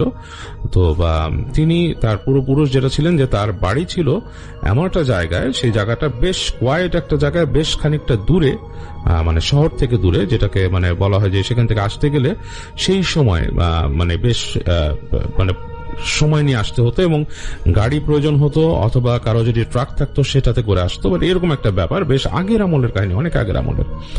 তো তার নানা যেটা করতো, তার কোনো প্রয়োজন হলে তিনি অনেক সময় কেয়ার করতেন না, বেশ হেঁটে তিনি চলে আসতেন সেইখানে তাদের যে প্রয়োজনীয়, যেখান থেকে বাজারের মতো ছিল একটা দোকান ছিল, সেখানে সামগ্রী কালেক্ট করার জন্য চলে আসতেন তিনি। তো একদিন এরকম তিনি রাতের বেলা তার প্রয়োজন পড়েছে কিছু ওষুধ এবং কিছু জিনিসপত্র, যেটা নাকি আসলে তার বাসায় ছিল না। তো তিনি রওনা দিয়েছেন ঠিক সন্ধ্যার পর। তার বাসা থেকে তার নানি না করেছিল তাকে যেতে, কিন্তু তিনি ঠিক রওনা দিয়ে দিলেন এবং তিনি হেঁটে হেঁটে আসছেন। এবং আসছেন যে সেই রাস্তাটা হচ্ছে মানে একটা পাকা রাস্তা, কিন্তু দুই পাশেই হচ্ছে মরুভূমি, এবং দুই পাশে কিন্তু আসলে কিছু নাই, এবং পাকা রাস্তা, দুই পাশে মরুভূমি, এবং হেঁটে হেঁটে আসছেন তিনি। খুবই ভয়ঙ্কর টাইপের রাস্তাগুলো। আসলে বলেছে যে এই রাস্তা দিয়ে রাতের বেলা আসলে মানুষ চলাফেরা সাধারণত করে না, এবং তার নানাকে হেঁটে আসতে হবে প্রায় 5 থেকে 7 মাইলের মতো জায়গা যেতে হবে এবং আসতে হবে। তো তার নানা যখন হেঁটে যাচ্ছে, এবং রাস্তায় কিন্তু কোনো লাইট পোস্ট নেই, কোনো ল্যাম্প পোস্ট নেই রাস্তার মধ্যে, তো নানা যখন হেঁটে যাচ্ছে, বেশ অনেকক্ষণ যাওয়ার পর তার নানা ফিল করলেন তার পেছনে পেছনে কেউ হেঁটে হেঁটে আসছে, এবং তিনি ফুটস্টেপ গুলো শুনতে পাচ্ছেন। তো তার নানার কাছে মনে হলো একবার যে অন্য কোনো মানুষ, তারও দরকার হতে পারে, সেও হয়তো রাস্তা দিয়ে আসছে। তো তিনি আট চোখে, তাদের অবশ্য নিয়ম ছিল, মরুভূমির আশেপাশে যারা থাকতেন তাদের কিছু নিয়ম ছিল যে তারা এরকম পিছনের শব্দ শুনলে ফট করে তাকাতেন না, এবং তাদের কাছে তারা একটা ছুরি ক্যারি করতেন সব সময়। তো তার নানার কাছেও ছুরি ছিল। তো তিনি তার ছুরিটার যে বাটটা, তার বাটটা ধরে, মানে ছুরিটা কিন্তু খাপে পোড়া, লাইক কিং খাপ যেমন আছে তরোয়ারির, সেরকম খাপের মধ্যে ছুরি পোড়া। তো তিনি ছুরির বাটটা ধরে আট চোখে পিছন ফিরে তাকালেন। তো আকাশে হালকা চাঁদ ছিল, পূর্ণাঙ্গ চাঁদ না, সেই চাঁদের হালকা আলোয় তিনি দেখতে পেলেন যে ছায়া আছে। তো ছায়া যেহেতু আছে, তিনি বুঝতে পারলেন যে এটা কোনো অশরীরী কিছু না বা অতিপ্রাকৃত কিছু না, কোনো মানুষই। তো তিনি আরেকটু হেঁটে গিয়ে পেছনে না তাকিয়ে তিনি জিজ্ঞেস করলেন যে কি ব্যাপার, আমাকে অনুসরণ করে কেন আসতেছো? তো পেছনে যেই ছায়া মূর্তিটা ছিল সে বলতেছে যে আমার একটু কাজ আছে, আমার সামনে যেতে হবে, তুমি একটু আস্তে হাঁটো, তোমার সাথে আমি একসাথে যাই। রাস্তায় দুজন গল্প করতে করতে যাই। তো তার নানা বলল যে আমি তো তোমাকে চিনি না, তোমার সাথে আমার কিসের গল্প, তুমি তোমার মতো যাও, আমি আমার মতো যাই। কিন্তু আমার কেন জানি মনে হচ্ছে তুমি আমাকে অনুসরণ করছো, তোমার যদি নিয়ত খারাপ থাকে তাহলে কিন্তু আমি তোমাকে কঠিন শিক্ষা দিয়ে দিব। তো পেছনে যেই ছায়া মূর্তি ছিল সে নাকি এই কথা শুনে হেসে দিয়ে বলল তুমি আমাকে শিক্ষা দিবা তাই নাকি। তো এই যে তাকে যে তাচ্ছিল্য ভরে হাসলো, তো জিমের যে নানা ছিলেন তিনি কিন্তু খুবই শক্তিশালী সাহসী মানুষ ছিলেন, এবং সেই সময় মরুভূমির অঞ্চল দিয়ে যারা থাকতেন, যা চলাফেরা করতেন, তাদের তাদের সাহস ছিল অনেক বেশি। তো সে তখন বলল যে তুমি কি আমাকে নিয়ে তাচ্ছিল্য করতেছো, তুমি আমাকে জানো আমি কে? তো তখন সে বলতেছে হ্যাঁ আমি ভালোই জানি, তুমি আমাকে শিক্ষা দেওয়ার মতো মানুষ না। তো যাই হোক, জিমের নানা কি করলো, দাঁড়িয়ে পড়লো। তার খুবই এটা লাগলো কথাটা, তিনি ঘুরে দাঁড়ালেন। তো ঘুরে দাঁড়িয়ে তিনি দেখলেন তার থেকে প্রায় 1 হাত লম্বা যে দাঁড়িয়ে আছে পেছনে, সে 1 হাত লম্বা এবং বেশ শরীর স্বাস্থ্যবান। তো তিনি বললেন যে তুমি আমাকে ফলো করে আসছো এবং তুমি এটা ভালো কাজ করতেছো না, আর আমি তোমাকে বলেছি যে যদি তোমার কোনো বদনিয়ত থাকে তোমাকে শিক্ষা দিব, আমি কিন্তু তোমার সাথে লড়াইয়ে যেতে চাই নাই। তো তখন যে ফলো করে আসতেছে বলে তুমি কি আমার সাথে ভয় পেয়ে গেলে, তুমি আমাকে আমার কথা শুনে বা আমাকে দেখে ভয় পেয়ে গেলে? তখন জিমের নানা বলল যে আমি তো এরকম ভয় পাই না, আমি কাউকেই ভয় পাই না। হ্যাঁ, আমি কাউকেই ভয় পাই না, আর আল্লাহ ছাড়া কাউকেই আমার ভয় পাওয়ার প্রশ্নই আসে না। তো যাই হোক, তো লোকটা বললো ঠিক আছে, তাহলে তুমি আমাকে প্রমাণ করো যে তুমি ভয় পাও নাই, আসো আমরা দুজন ফাইট করি। তো যখনই যুদ্ধের কথা বললো, তো মল্লযুদ্ধের কথা বললো, জিমের নানার একটু ভয় লেগে গেল, একটু ভয় লাগলো, কারণ তিনি দেখলেন যে এই ব্যাপারটা একটু অ্যাবনর্মাল। হ্যাঁ, এরকম জিনিস সাধারণত ঘটে না, কারণ এইভাবে যুদ্ধের প্রস্তাব কেউ ফট করে কাউকে দেয় না। সেখানে এরকম ভাবে কোনো মানুষকে ফট করে যুদ্ধের প্রস্তাব দেয় না, কারণ যদি কেউ খারাপ মানুষ হয় সে লুট করে নেয় বা সে পেছন থেকে আক্রমণ করে, কিন্তু এখানে তাকে যুদ্ধের প্রস্তাব দেওয়া হচ্ছে। তো তখন জিমের নানার একটা সন্দেহ হয়, তার মনে হয় যে এরকম তিনি অনেক শুনেছেন যে মরুভূমির পাশে মানুষকে অনেক সময় জিনেরা আক্রমণ করেছে এবং মেরেও ফেলেছে। তো তিনি কিছু একটা মনে করে তিনি তখন তার ছুরিটা বের করে ফেলেন খাপ থেকে, এবং তার ছুরির একটা অংশের মধ্যে তারা যে ছুরিটা ইউজ করতো সেটার মধ্যে কিন্তু কয়েক রকমের ধাতু মেশানো থাকতো, তামা, দস্তা, রূপা, এই ধরনের কিছু জিনিস মেশানো থাকতো। তো তারা বিশ্বাস করতো যে এই ছুরিটা এই ছুরির মধ্যে যে ধাতুগুলো আছে সেগুলোতে অনেক রকমের জিন বা এরকম অতিপ্রাকৃত জিনিসটা অ্যালার্জিক এই ধাতুগুলোর সাথে। তো তিনি সেটাকে সামনে বাড়িয়ে ধরে সামনে এগোন সেই লোকের সাথে। তিনি স্পষ্টই বুঝতে পারছেন যে এটা কোনো মানুষ না এবং এটার কোনো ব্যাপার আছে। তো তিনি যেখানে এগুচ্ছেন সেই জায়গায় আসলে রাস্তার পাশ দিয়ে কিছুটা জায়গা বেড়ে গেছে, এবং সেই জায়গায় ধুলো ধূসরিত হয়ে আছে আর কি, একটা একটু পাশ বাড়তি আছে এরকম একটা জায়গায়। তো যখন তিনি এগিয়ে গেলেন সেই ধুলোর দিকে, সাহস করে এগিয়ে গেলেন, এবং সেই যে পেছনে ফলো করে আসছিল সেও দেখলো, পা করে এগিয়ে আসলো তার সামনে। তো এসে সেই ধুলো ধূসরিত জায়গাটাতে কাছাকাছি হয়ে গেল দুইজন, এবং তখন তিনি খেয়াল করলেন যে চাঁদের আলো আরো বেরিয়ে এসছে। তাদের আলোটা এত উজ্জ্বল ছিল না, তারা যখন সামনে দাঁড়ালো চাঁদের আলোটা আরো এগিয়ে আসলো, এবং তিনি দেখলেন যে তার সাথে যিনি যুদ্ধ করতে আসছে তার মুখটা দেখা যাচ্ছে না, একটা পাগড়ির মতো কিছু দিয়ে মুখটা ঢাকা। তো সেই মানুষটা সেই যে অপোনেন্টটা সে তার পাগড়ি সরিয়ে ফেললো মুখ থেকে। তো জিমের নানার বুকটা ধক করে উঠল, কারণ তিনি তাকিয়ে দেখলেন তিনি যার দিকে তাকিয়ে আছেন তার চেহারাটা ডিফারেন্ট, তার চোখগুলো জলজল করছে এবং তার মাথার মধ্যে পুরো চুল নেই, মাথাটা পুরোপুরি মনে হচ্ছে সুন্দর করে কামানো একটা মাথা, এবং আইব্র যেটা ছিল আইব্রটা মনে হচ্ছে খুব চিকন আর লম্বা অনেক। মানুষের চেহারা যদি ভয়ঙ্কর রকম হয়, একটু ডিফারেন্ট টাইপের, একটু বিভৎস হয়, সেরকম টাইপের একটা চেহারা। এবং তিনি কিন্তু একটু মনে মনে দুর্বল হয়ে গেলেন, এবং তার এই দুর্বল হওয়াটা দেখেই মনে হয় তার অপোনেন্ট যে ছিল সে একটু হেসে দিয়ে বলল কি তুমি কি ভয় পাচ্ছ? তো সে বলল না, আমি মোটেই ভয় পাচ্ছি না, আর তুমি দেখতে পাচ্ছ আমার কাছে ছুরি আছে, এটার মধ্যে কিন্তু আসলে অনেক রকম জিনিস আছে যে শক্তি তুমি যেটার সাথে করতে পারবা না। তো সেই তার যে অপোনেন্ট বলল যে তুমি আমাকে অনেক আন্ডার এস্টিমেট করতেছো বা তুমি আমাকে অনেক ছোট করে দেখতেছো, জিনিসটা আসলে মোটেই সেরকম না। হঠাৎ করে তিনি দেখলেন যে তার যে অপোনেন্ট তার দিকে এক পা বাড়িয়ে চলে আসলেন এবং তিনি অবাক হয়ে দেখলেন যে যতটুকু না তার পায়েটা আসতো তার থেকে অনেক বেশি দূরে সে পা ফেলে তার সামনে চলে আসলো এবং জিমের নানাকে 2 হাত দিয়ে উপরে তুলে ধরলো। এবং জিমের নানা এতটাই ভয় পেয়ে গিয়েছিল আকস্মাৎ এই চেঞ্জিং এবং আকস্মাৎ এই মানুষের যে ফরমেশন চেঞ্জ দেখে, কারণ একটা মানুষ পা ফেলে যতটুকু আসে তার থেকে অনেক লম্বা করে পা ফেলেছে সেটা, এবং জিমের নানাকে তুলে ধরেছে উপরে, এবং তিনি বুঝতে পারলেন যে তাকে অমানবিক শক্তিতে উপরে তুলে ধরেছে। তিনি আসলে আর কিছুই চিন্তা করতে পারছেন না এবং তিনি দেখলেন যে সেই চেহারাতে তিনি তাকিয়ে দেখলেন যে সেই চেহারাটা আরো বিভৎস হয়ে গেছে। তো তিনি বুঝতে পারলেন যে পর মুহূর্তেই তিনি হয়তো মাটিতে আছাড় খাবেন বা কিছু একটা হবে, তিনি কিছু হয়ে যাবেন। প্রচন্ড শক্তি তিনি বুঝতে পারছেন এবং তাকে যে বাতাসে তুলে ফেলছে মাটি থেকে অনেক উপরে, মানে মাটি থেকে মিনিমাম 12-14 ফিট উপরে তাকে তুলে ফেলেছে। তো জিমের নানা তখন প্রচন্ড ক্রোধ ফিল করলেন, কিন্তু সাথে সাথে অসহায় ফিল করলেন, আর তিনি খুব মন থেকে তিনি দোয়া পড়লেন। দোয়া পড়ে তিনি প্রচন্ড শক্তিতে তার হাতে ছুরিটা নামিয়ে আনলেন নিচে। তো সেই ছুরি যে নামিয়েছেন, তার ছুরির আঘাতে সেই যে তাকে যে হাত ধরে রাখছিল সেই হাতটা কেটে যায়। সে বুঝতে পারে যে হাতের অংশ কেটে গেছে এবং তাকে সেটা ছেড়ে দেয়। তো ছেড়ে দিয়ে সেই জিনিসটা দূরে চলে যায়, প্রচন্ড একটা শব্দ করে, মানে বিকৃত শব্দ করে দূরে সরে যায়। এবং তিনি খেয়াল করেন যে এই যে জিনিসটা দূরে সরে গেল সে একটা প্রকাণ্ড কুকুরে পরিণত হলো মানুষ থেকে। এবং তিনি জিনিসটা সহ্য করার মতো না, জিমের নানা প্রচন্ড ভয় পেয়ে যান, কুকড়ে যান তিনি।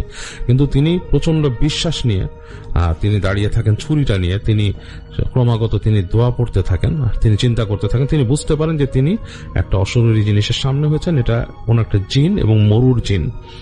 তো সেই কুকুরটা নাকি তাকে বলে যে আজকে তুই বেঁচে গেলি শুধুমাত্র তোর বিশ্বাসের জন্য, নইলে তোকে আজকে গুঁড়ো করে ফেলতাম, এই মরুভূমির মধ্যে পুঁতে রাখতাম তোরে।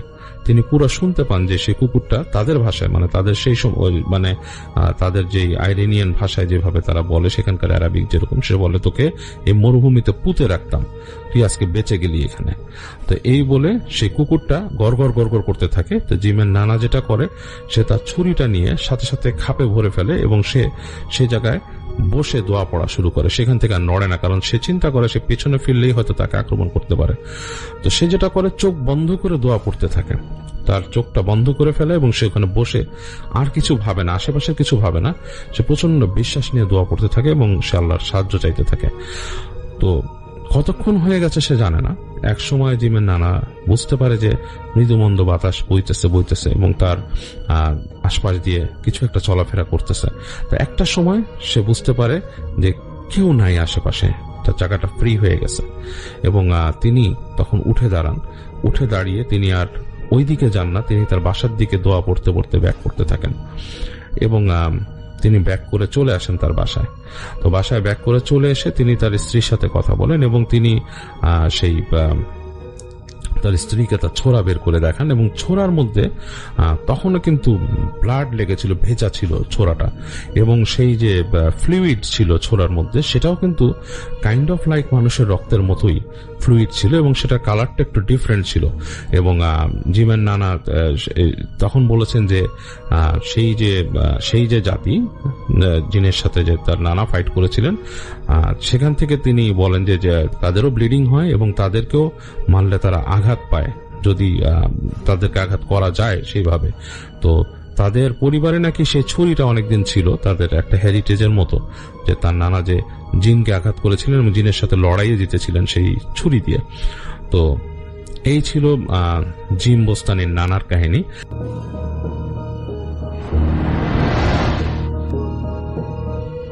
যে ঘটনাটি শেয়ার করতে যাচ্ছি সেটা আমাকে পাঠিয়েছে আমার কাজিন পুষ্পিতা।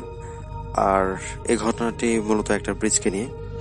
এটা অবস্থিত ক্যালিফোর্নিয়ার প্যাসাডিনায়, সেখানকার লর্ড কোলোরাডো স্ট্রিট ব্রিজকে নিয়ে মূলত আজকের ঘটনাটা। তো কাগজে কলমে লর্ড কোলোরাডো ব্রিজ হিসেবে পরিচিত থাকলেও সেটা আসলে সবার কাছে সুইসাইড ব্রিজ হিসেবেই পরিচিত। তো এর পেছনের ইতিহাসটা আগে বলিনি। সময়টা ছিল 1912 সালের 12ই ফেব্রুয়ারি, যেদিন এই ব্রিজটি সর্বসাধারণের জন্য উন্মুক্ত করে দেওয়া হয়। তো তৎকালীন আমেরিকানরা জ্ঞান ও বিজ্ঞানে অনেকটা এগিয়ে গেলেও তাদের কিছু কুসংস্কার ছিল যেগুলো তারা ফলো করত। তার মধ্যে একটা ছিল যে বড় কোনো কনস্ট্রাকশন, সেটা হতে পারে কোনো দালান বা সেতু বা যে কোনো কিছু, সেটা ব্যবহার করার পূর্বে তারা যেটা করতো যে তারা তাদের চার্চের ফাদার বা ধর্মগুরু যারা ছিল তাদের দ্বারা কিছু রিচুয়াল সেখানে তারা করিয়ে নিত। কিন্তু এই লর্ড কলোরাডো ব্রিজের বেলায় তেমন কিছু করা হয়ে ওঠেনি, কারণ চার্চের যারা ফাদার ছিলেন তারা বলেছেন যে ফেব্রুয়ারি মাসটা আসলে খুব ব্যাড একটা সাইন বহন করে, তাই এই ব্রিজটা যেন অগাস্ট মাসে সর্বসাধারণের জন্য উন্মুক্ত করে দেওয়া হয়। কিন্তু তৎকালীন ক্যালিফোর্নিয়ার গভর্নর যিনি ছিলেন তিনি কোনোভাবেই 6 মাস অপেক্ষা করতে রাজি হন না। তিনি খুব দ্রুত ফেব্রুয়ারিতেই ব্রিজটি ওপেন করে দেন। তো এইভাবে বেশ কিছুদিন কেটে যায়, ব্রিজ স্বাভাবিকভাবেই ব্রিজে মানুষজন যাতায়াত করছিল। কিন্তু কিছুদিন পর সবার কাছ থেকে একটা অভিযোগ আসতে থাকে যে ব্রিজে একটা চাপা ভাইব্রেশনের মতো শব্দ পাওয়া যেত। তো টেকনিশিয়ানদের এ সম্পর্কে জিজ্ঞেস করা হলে তারা বলেন যে একটা খরস্রোতা নদী নিচ দিয়ে প্রবাহিত আর যানবাহনের শব্দ, এই দুই মিলে হয়তো কোনো একটা নতুন শব্দ সৃষ্টি করেছে। যদিও এটা আসলে কতটা যৌক্তিক সেটা প্রশ্নবিদ্ধ ছিল এবং আজও প্রশ্নবিদ্ধ। তো এভাবে মানুষজন এক পর্যায়ে এটা নিয়ে ইউজ টু হয়ে যায়। তো এবার মূল ঘটনায় আসা যাক, সেটা যেটা দিয়ে এই ঘটনার সূত্রপাত, সেটা হলো 1914 সাল। সে বছর কোনো এক মহিলা ব্রিজ পারাপারের সময় কোনো এক ছিনতাইকারী কর্তৃক সর্বস্ব লুণ্ঠিত হন এবং শি ওয়াজ রেপড। তো এই ঘটনার পর কথিত আছে সেই মহিলা ব্রিজ থেকে লাফ দিয়ে সুইসাইড করেন এবং তার সাথে তার 4 বছর বয়সী ছোট শিশু ছিল। তো এই ঘটনার কিছু 2 সপ্তাহ ইনভেস্টিগেশনের জন্য ব্রিজটা সিল করে দেওয়া হয়। তো এরপর যখন ব্রিজ খুলে দেওয়া হয় তখন তারপরে যত উদ্ভট ঘটনা ঘটতে থাকে, সেগুলোর মধ্যে ছিল যে গাড়ি যখন যাতায়াত করতো তখন রাস্তার ডিভাইডার বরাবর অনেক গাড়ি চালক দেখতে পেত যে কোনো এক মহিলা দাঁড়িয়ে আছে। তারপর কোনো পথচারী রাত্রে যখন ব্রিজটি পারাপার করতো তখন আচমকা কোনো এক মহিলা তাদের সামনে চলে আসতো এবং অত্যন্ত করুণ সুরে শুধু একটা কথা বলতো, কি দোষ ছিল আমার এই 4 বছরের ছোট শিশুটা। তারপরও এমনও মানুষ দেখেছে যে কেউ একজন ব্রিজ থেকে লাফিয়ে পড়ছে, তারপরে হুট করে কেউ একজন পাস করে যাচ্ছে, অথচ গাড়ি বরাবর সেটা ভেদ করে গেলেও কোনো হচ্ছে না, অর্থাৎ ছায়ামূর্তি টাইপের কিছু একটা মনে হচ্ছে। তো এরকম অনেক ইনসিডেন্ট মানুষজন সেখানে ফেস করতো। আর এটা বেশ কয়েক বছর স্থায়ী ছিল। তো আস্তে আস্তে এই ঘটনাটাও মানুষ এক সময় অভ্যস্ত হয়ে যায়। তো এই ঘটনার পর যেটা হয় যে আমেরিকান এক জার্নালে প্রকাশিত খবর অনুযায়ী যেটা পাওয়া যায় যে 1934 থেকে 38 এই বছরটা সেই প্যাসিডিনা নামক জায়গাটায় অনেক আত্মহত্যার ঘটনা ঘটে এবং সেখানে উল্লেখ করা হয়েছিল যে 1700 জন সেখানে সুইসাইড করেছিল সেই ব্রিজটায়। কিন্তু লোকমুখে কথিত আছে যে সেই সংখ্যাটা আরো অনেক বেশি। তো এই ঘটনার পর স্বাভাবিকভাবেই ব্রিজটা নিয়ে অনেক জল্পনা কল্পনা সৃষ্টি হয় এবং মানুষজন সেটা নিয়ে অনেক কিছুই অনেক রিপোর্ট প্রকাশিত হয়, অনেক জার্নালে অনেক খবর প্রকাশিত হয়। তো ব্যাপারটা সেখানেই থেমেছিল। তো এবার শেষ যে ঘটনা সেটাই আসি, যে যার মাধ্যমে এই প্যাসিডিনার এই ঘটনাটি সারা বিশ্বব্যাপী ছড়িয়ে পড়েছিল।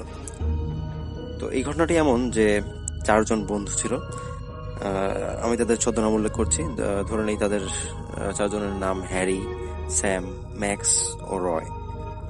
তো তারা ছিল এই প্যাসিডিনার বাসিন্দা এবং ব্রিজের নিকটবর্তী কোনো এক কলোনিতে তারা থাকতো। তো তারা 4 জনই জানতো এই কলোরাডো ব্রিজের কোনো একটা সুপার ন্যাচারাল ব্যাপার স্যাপার আছে। কিন্তু তাদের মধ্যে স্যাম নামক যে ছেলেটি, সে ছিল অবিশ্বাসী, অর্থাৎ ধর্মে বিশ্বাস করতো না। তো সে বরাবরই বলতো যে এসব আসলে ভুয়া ব্যাপার, এসব কোনো যুক্তি নেই এসবের। তো তাই তারা একদিন ঠিক করলো যে এই ব্যাপারটা আসলে তারা নিজেরাই খতিয়ে দেখবে যে আসলে কতটা কি সত্য। তো তারা কি করে, তারা একদিন তাদের অবসর সময়ে সেই ব্রিজে ঘুরতে যায়। ঘুরতে যাওয়ার পর আস্তে আস্তে সূর্য অস্ত পর্যন্ত বেশ কিছুক্ষণ ঘোরাঘুরি করে, এবং সূর্য অস্ত যাওয়ার পর তাদের মধ্যে রয় নামক যে ছেলেটি, সে কি করে তার ব্যাগ থেকে কাঠের গোল চাকতির মতো একটা বোর্ড বের করে, তো যেটাকে বলা হচ্ছিল উইজা বোর্ড। তো এই উইজা বোর্ড সম্পর্কে একটু বলে রাখি।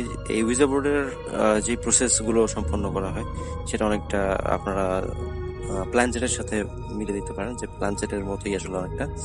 এখানে কি করা হয়, এখানে এই বোর্ডে 0 থেকে 9 পর্যন্ত ইংরেজি ডিজিটগুলো আছে, এবং প্রতিটা ঘরে আলাদা আলাদা বিভিন্ন সাইন এবং বিভিন্ন কথা লেখা আছে, যার মধ্যে হ্যালো, ইয়েস, নো, তারপরে একদম লাস্ট 9th ঘরে লেখা আছে গুড বাই। তো এখানে গুড বাই সংখ্যাটাকে একেবারেই অশুভ বলে ধরা হতো, এবং এটা বলা আছে যে গুড বাই যদি র্যান্ডমলি কারো স্পিনে চলে আসে তাহলে সে যেন গুড বাই বলে সেখান থেকে পোলাইটলি উঠে যায় এবং মনে মনে সরি ফিল করে। তো এরা 4 জন সেই উইজা বোর্ডে সেই প্রসেসটা শুরু করে, এবং তাদের প্রায় 3 জনেই খেলা সেই প্রসেসটা মোটামুটি ভাবে সম্পন্ন করে। তো সবশেষে আসে স্যামের পালা। স্যাম যখনই স্পিন করছিল, তো স্যামের স্পিনের পরেই সেখানে একবারে 9th ঘরটা চলে আসে, এবং সেখানে লেখা ছিল গুড বাই। তো এটা দেখার পর সবাই বেশ অবাক হয় এবং বিস্ফোরিত চোখে স্যামের দিকে তাকায়। স্যাম বেশ রেগে যায়। স্যাম বলে যে হোয়াট, কি হলো তোমাদের? এতে তো অবাক হওয়ার কিছু নেই, এটা জাস্ট একটা খেলা, আমি এসবই বিশ্বাস করি না। যদি কেউ থেকে থাকে তাকে বলো যে আমার সামনে এসে প্রমাণ দিয়ে যেতে। তো তাদের মধ্যে একদম বলে যে না না, এভাবে বলা ঠিক না, তুমি বিশ্বাস তোমার বিশ্বাস, না অবিশ্বাস এটা তোমার ব্যাপার, কিন্তু তুমি যেহেতু আমাদের সাথে এসেছো তোমাকে অবশ্যই এটা অবিশ্বাস করলে চলবে না। তো স্যাম এক পর্যায়ে খুব প্রচন্ড রেগে যায় এবং স্যাম সেখান থেকে উঠে যায়। তো তারা তাকে রিকোয়েস্ট করে যে যাওয়ার আগে অন্তত গুড বাইটা বলে যাও, বাট স্যাম সেসবের তোয়াক্কা করে না, সে চলে যায়। তো এরা 3 জন ঠিক করে যে যেহেতু আমরা প্রসেসটা শুরু করেছি, আমরা শেষ করি, তারপর আমরা স্যামের সাথে যোগ দিব। তো এরা আস্তে আস্তে খেলা শেষ করে, তারপর এরা সেখান থেকে ওঠে। তো তারা দেখে যে অনেক দূরে স্যাম ধীর পায়ে হেঁটে যাচ্ছে এবং তাকে অনেক বিষণ্ণ মনে হচ্ছে। তো এরা 3 জন একসাথে গল্প করতে করতে স্যামের দিকে এগিয়ে যাচ্ছিল, আর স্যাম বেশ দূরে তাদের ডিস্টেন্স নিয়ে তাদের থেকে হাঁটছিল। তো এরা 3 জন এক সময় গল্পে এমন মানে অন্যমনস্ক হয়ে পড়ে, এবং তারপর এক সময় তার সামনে থেকে দেখে যে স্যাম তাদের সামনে নেই। তো এমন সময় সন্ধ্যা হয়ে যায়, তারা অনেকক্ষণ স্যামকে খোঁজাখুঁজি করে। স্যামকে খোঁজাখুঁজির সময় অনেক খোঁজাখুঁজির পরে যখন স্যামকে পাচ্ছিল না, তখন তারা ডিসাইড করে যে হয়তো বা স্যাম যেহেতু মন খারাপ তাই হয়তো চলে গিয়েছে। আমরা এক কাজ করি, আমরা যে যার বাসায় চলে যাই এবং কালকে সকালে তার স্যামের খোঁজ নেওয়া যাবে। তো তারা নিজে বাসায় চলে যায় এবং পরদিন সকালে স্যামের বাসায় গিয়ে খোঁজ নিয়ে দেখে যে স্যাম গত রাতে বাসায় আসেনি। তো সেদিন স্যামকে তাদের বিভিন্ন ফ্রেন্ডের বাসায় খোঁজ করা হয়, তো কোথাও স্যামকে পাওয়া যায় না। তখন তার ফ্যামিলি করে, তার ফ্যামিলি ব্যাপারটা পুলিশকে ইনফর্ম করে। তো এই ঘটনার প্রায় 1 কি 2 দিন পর সেই কলোরাডো স্ট্রিট ব্রিজের নিচে স্যামের লাশ পাওয়া যায়, এবং অবাক ব্যাপার হচ্ছে সেই লাশে কোনো মানে পানিতে ডুবে মারা যায়নি, বা কোনো কিভাবে মৃত্যু হলো সেটা খুবই রহস্যজনক ছিল। আসলে কোনো আঁচড়ের দাগ বা কোনো কিছুই ছিল না সেই বডিতে। তো এতে বাকি 3 জন বন্ধু অত্যন্ত শোকে জর্জরিত হয়ে পড়ে। তো এরপর তারা সেই ব্রিজে আর কখনোই সেভাবে যেত না, তাদের বাড়িতে বসে থাকতো বা এরকম কিছু করতো। তারাও এক ধরনের ছোটখাটো শখ খায়। তো এর মধ্যে এরা 3 জনই যে জিনিস এক্সপিরিয়েন্স করে একসাথে, সেটা হচ্ছে যে তারা যখন রাতের বেলা ঘুমোতো, তারা দেখতো ঠিক যখন রাত 2-2:30 বাজে তখন কেউ একজন তাদের ঘরে পায়চারি করতো। তো প্রথম এই ঘটনাটা তারা খুব একটা পাত্তা দিত না, তারা এর স্বাভাবিকভাবে নিয়েছিল বা হয়তো তাদের মনের ভুল এরকম কিছুটা ভেবে উড়িয়ে দিয়েছিল। কিন্তু আস্তে আস্তে একদিন যেটা হয় যে তারা দেখে যে আসলেই কেউ একজন তাদের রুমে হেঁটে বেড়াচ্ছে, এবং এক সময় সেই অবয়বটা যখন তাদের কাছাকাছি আসে তখন তারা দেখতে পারে সেটা আর কেউ নয়, সেটা স্যাম। কিন্তু সেই স্যামের মুখে কোনো মানে মুখটা ছিল একেবারে ফ্যাকাশে, সেখানে রক্ত শূন্য একটা মুখ। আর সেটা তাদের মুখের কাছাকাছি এসে তাদের দিকে ঝুঁকে ভেঙচি কেটে শুধু একটাই কথাই জিজ্ঞেস করতো, আমার তো গুড বাই বলা হলো না। তো এটা পর যখন তারা প্রত্যেকেই তাদের তিনজন বন্ধুরা এই ঘটনাটি সেম ঘটনাটি এক্সপিরিয়েন্স করে, এবং এরপরে তাদের তিনজনের বিভিন্ন সমস্যা শুরু হয়। যেমন তাদের একজন প্যারালাইজড হয়ে গিয়েছিল, তার মধ্যে রয় নামক যে ছেলেটি ছিল যে বোর্ডটি সেদিন নিয়ে গেছিল, তার মানসিক সমস্যা দেখা যায়। আর একদম লাস্ট যে যে ছিল সে আসলে অনেক ফেইন্টেড, অনেক ভয় পায়, এবং সেই ব্যাপারটি তার ফ্যামিলিকে জানায়। তো এরপর তাদের ফ্যামিলিরা স্থানীয় চার্চে যোগাযোগ করে, এবং চার্চে গিয়ে ফাদাররা যেটা বলে যে সেই ব্রিজটা আসলে অভিশপ্ত একটা ব্রিজ। এই ব্রিজের আসলে মেইন যে ঘটনা সেটা হলো যে তৎকালীন গভর্নর যখন চার্চের ফাদারদের কথা শোনেননি, তার ফলেই ফাদাররা গভর্নরের উপর রুষ্ট হয়, এবং এ ধরনের একটা অভিশাপ তারা দেয়, হয়তো বা অন্য কিছু হতে পারে। তো এরপর থেকেই ব্রিজটি আসলে এই সমস্যা। আর কথিত আছে যে ব্রিজটাতে গেলেই আসলে মানুষের উপর বিষণ্ণতা ভর করে, মানুষ সুইসাইড অ্যাটেম্প করার জন্য মানুষ আগ্রহী হয়ে ওঠে, এরকম অনেক ব্যাপার স্যাপার সেখানে নাকি কাজ করে। আর আপনারা যদি ঘটনাটা ভেরিফাই করতে চান, আপনারা গুগলে সার্চ করতে পারেন, বা উইকিপিডিয়াতে আপনারা যদি সার্চ করেন আপনারা দেখবেন যে সেখানে সবকিছু লেখা আছে। আর ব্রিজের উপর যেসব লাইট, সোডিয়াম লাইট বা ল্যাম্পপোস্ট যেগুলো আছে, সেগুলোতে দেখবেন যে অনেক মোটিভেশনাল স্পিচ, তারপরে বিভিন্ন সাইকিয়াট্রিস্টের নাম্বার, এগুলো লেখা আছে।